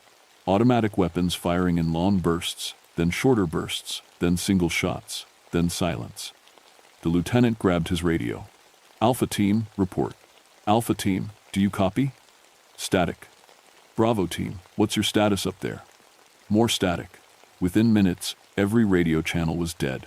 20 soldiers had disappeared into the storm like they'd never existed. That's when I heard the voice again, carried on the wind down from the ridge. That grinding, rocky voice that spoke English with perfect clarity. Joshua, the Cherokee. To boy, who forgot his people's warnings. It was calling to me specifically, not the soldiers, not the search teams, me. The lieutenant was frantically trying to reach headquarters, but all communications were down. The storm had cut us off from the outside world, and something on that mountain was picking off rescue teams like they were target practice. We need to evacuate, I told him. Get everyone off this mountain right now. But even as I said it, I knew we were too late. The snow was too deep for vehicles now. The roads would be impassable until the storm passed. We were trapped down here, and whatever was up there could come for us whenever it wanted. The lieutenant made the call to establish a defensive perimeter and wait for air support. But I could see the fear in his men's eyes. They'd heard the stories about the missing teams. They knew their rifles might not be enough against something that could take out 20 soldiers without leaving a trace. As night fell, I sat in one of the vehicles trying to make sense of what was happening. In Cherokee folklore, there were stories about guardians, ancient spirits that protected sacred places from those who would harm them, shapeshifters that could take the form of great bears but retained human intelligence. The Kiowa called them NVI, the bear people, protectors of the old ways. But those were just stories, legends to teach respect for the land and its creatures, weren't they? Outside, the wind was howling like something alive and angry. The soldiers huddled around their vehicles, jumping at every sound. And somewhere up on Thunder Ridge, something was waiting for the right moment to come down and finish what it started. I could feel it watching us, patient, intelligent, planning our deaths with the same careful precision it had used on all the others. The attack came at 3 a.m. I was dozing in the back of a military transport when the first soldier started screaming. Not fear screaming, pain screaming. The kind of sound a man makes when something with very large claws is tearing him apart. I grabbed my gear and rolled out of the vehicle into knee-deep snow. Floodlights blazed from the convoy, turning the storm into a swirling wall of white. But in that white wall, I could see a shadow moving. Something huge and dark, flowing between the vehicles like liquid death. Gunfire erupted from all directions. Muzzle flashes lit up the night as soldiers fired at something they couldn't properly see. Shouted orders mixed with screams of pain and terror. Target at 2 o'clock. I can't see it. Johnson's down. Johnson's down. I pressed myself against a truck tire and tried to track the movement. Whatever was out there was fast, impossibly fast for something its size. It would appear behind one group of soldiers, strike, then vanish before they could return fire. A soldier ran past me, his face white with panic. "It's not human," he screamed. "It's not fucking human." That's when I saw it clearly for the first time. 12 feet tall, standing upright like a man but built like a massive bear. Its fur was black as midnight, and its eyes reflected the floodlights like yellow mirrors. Claws longer than kitchen knives. Teeth that belonged in a saber-toothed tiger's skull. But the most terrifying thing was its face. Part bear, part human, all intelligence. It looked at the soldiers, not like prey, but like problems to be solved. Obstacles to be removed. It grabbed a soldier by the head with one enormous hand and lifted him off the ground. The man's rifle fell from his fingers as those claws pierced his skull like it was made of paper. "The Cherokee boy," it said, and its voice cut through the chaos like a blade. Come, face what your people forgot. It was calling to me. In the middle of slaughtering a military unit, it wanted to have a conversation. I stepped out from behind the truck, my tranquilizer gun feeling pathetically small in my hands. I'm here. Let them go. This is between you and me. The creature tossed the dead soldier aside like a broken toy and turned to face me fully. Up close, I could see the human intelligence burning in those yellow eyes. This wasn't just a predator. This was something far older and far more dangerous. You know, the old stories, it said. Your grandmother told you about the guardians. The envy, I whispered. The bear people. I am the last of my kind. The last guardian of these sacred mountains. And you brought destroyers to my home. The surviving soldiers had stopped shooting. They stood frozen in a circle around us, weapons pointed at something they couldn't understand or fight. I didn't know, I said. I was just doing my job, protecting livestock. The creature laughed, and the sound was like boulders falling down a cliff. Protecting the invaders, who poison my streams and cut my forests. You chose their cattle over my children. It started walking toward me, each step crushing snow and leaving prints 3 inches deep. I raised my tranquilizer gun, but we both knew it was useless. For 20 years, you have helped them destroy what took thousands of years to grow. Tonight, you pay the price. That's when I understood. This wasn't random violence. This was justice, delivered by something that had watched its territory being slowly destroyed for decades. Every cow I'd protected, every predator I'd relocated, every decision I'd made to serve human interests over natural ones. It had been keeping score. What do you want from me? I asked. I want you to remember what your people knew, that some places are sacred, that some guardians never sleep, that the old contracts must be honored. It stopped just outside my reach, close enough that I could smell the wildness on its fur, see the ancient wisdom in its eyes. Make them leave, it said. All of them. Make this mountain sanctuary again, or I will kill every human who sets foot here. I looked around at the terrified soldiers, at the bodies scattered in the body's snow, at the vehicles that represented everything the creature saw as invasion and destruction. How do I know you'll stop killing if I do what you ask? Because you will become my voice in their world. You will make them understand that some places belong to the old powers. It reached out with one massive clawed hand and touched my shoulder. Not threatening, almost gentle. Choose. Joshua, Iron Bear, serve, Rebe, destroyers, and die with them.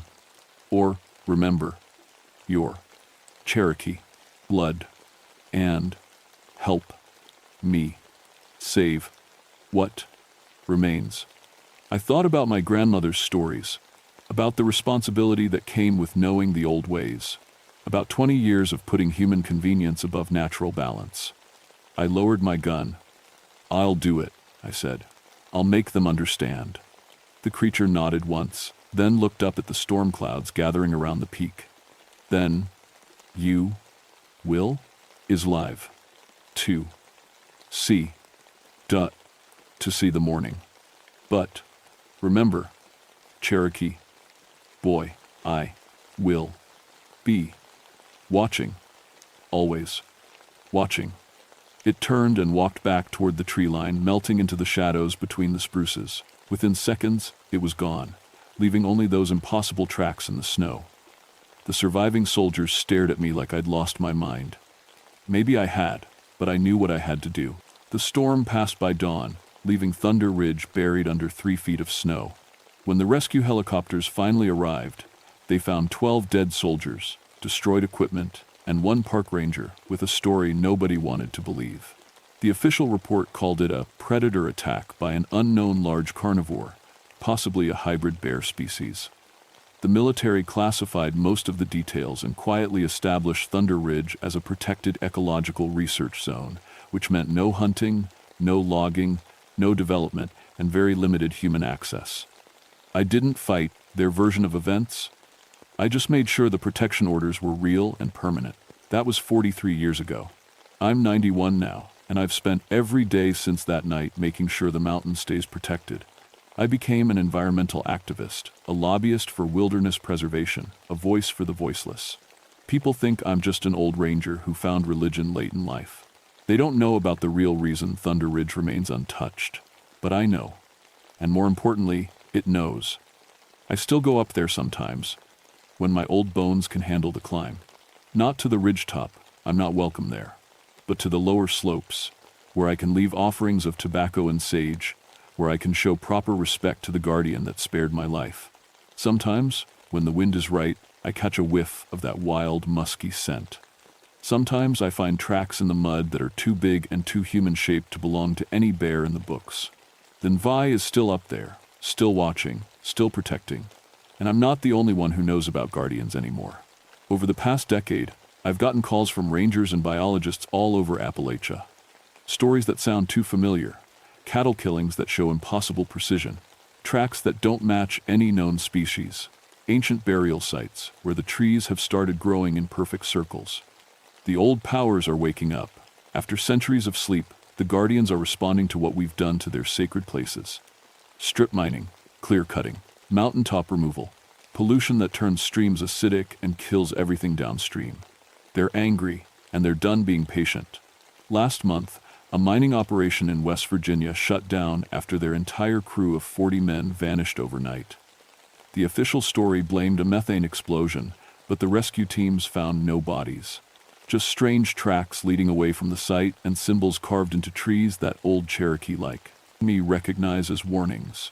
3 weeks ago, a logging company in Tennessee abandoned a project after their equipment kept getting destroyed by something that left claw marks 12 feet off the ground. Their security cameras showed nothing but static whenever the attacks happened. The guardians are remembering their purpose, remembering why they were created in the first place. I've tried to warn people, environmental groups, government agencies, anyone who will listen. But who believes an old ranger talking about ancient spirits and shape-shifting bears? They'll believe soon enough. Because the Novhi on Thunder Ridge isn't alone anymore. They're calling to each other across the mountains, coordinating their response to what they see as an invasion that's gone on too long. The old contracts are being renegotiated. The terms are simple. Respect the sacred places or face the consequences. I keep a map on my wall marked with red pins, every location where strange killings have been reported, where ancient symbols have appeared, where the land itself seems to be fighting back against human destruction. The pins are multiplying. If you live in Appalachia, if you work in the mountains, if you think you can take whatever you want from the old places without consequences, then you need to understand something. They're watching, they're waiting, and they're done giving warnings. The guardians are awake, and they remember what these mountains were like before we came. They remember the contracts our ancestors made and then forgot. They remember every sacred grove that's been cut down, every stream that's been poisoned, every creature that's been driven to extinction, and they're keeping score. So when you hear stories about impossible creatures in the deep woods, about killings that don't make sense, about ancient symbols appearing where they shouldn't be, remember this old ranger's advice. Stay away from the sacred places, show respect for the old powers, and never, ever assume you're the apex predator in these ancient mountains. Because something bigger, older, and far more intelligent than you, is waiting in the shadows between the trees. Something that was here before your great-great-grandfather was born, and will be here long after your great-great-grandchildren are dust. The Navajo are real, the Guardians are waking up, and they're done being patient with trespassers. My name is Joshua Ironbear, and I've spent 43 years keeping this secret. But now, it's time for people to know the truth. The old powers never left, they were just sleeping, and we finally made enough noise to wake them up.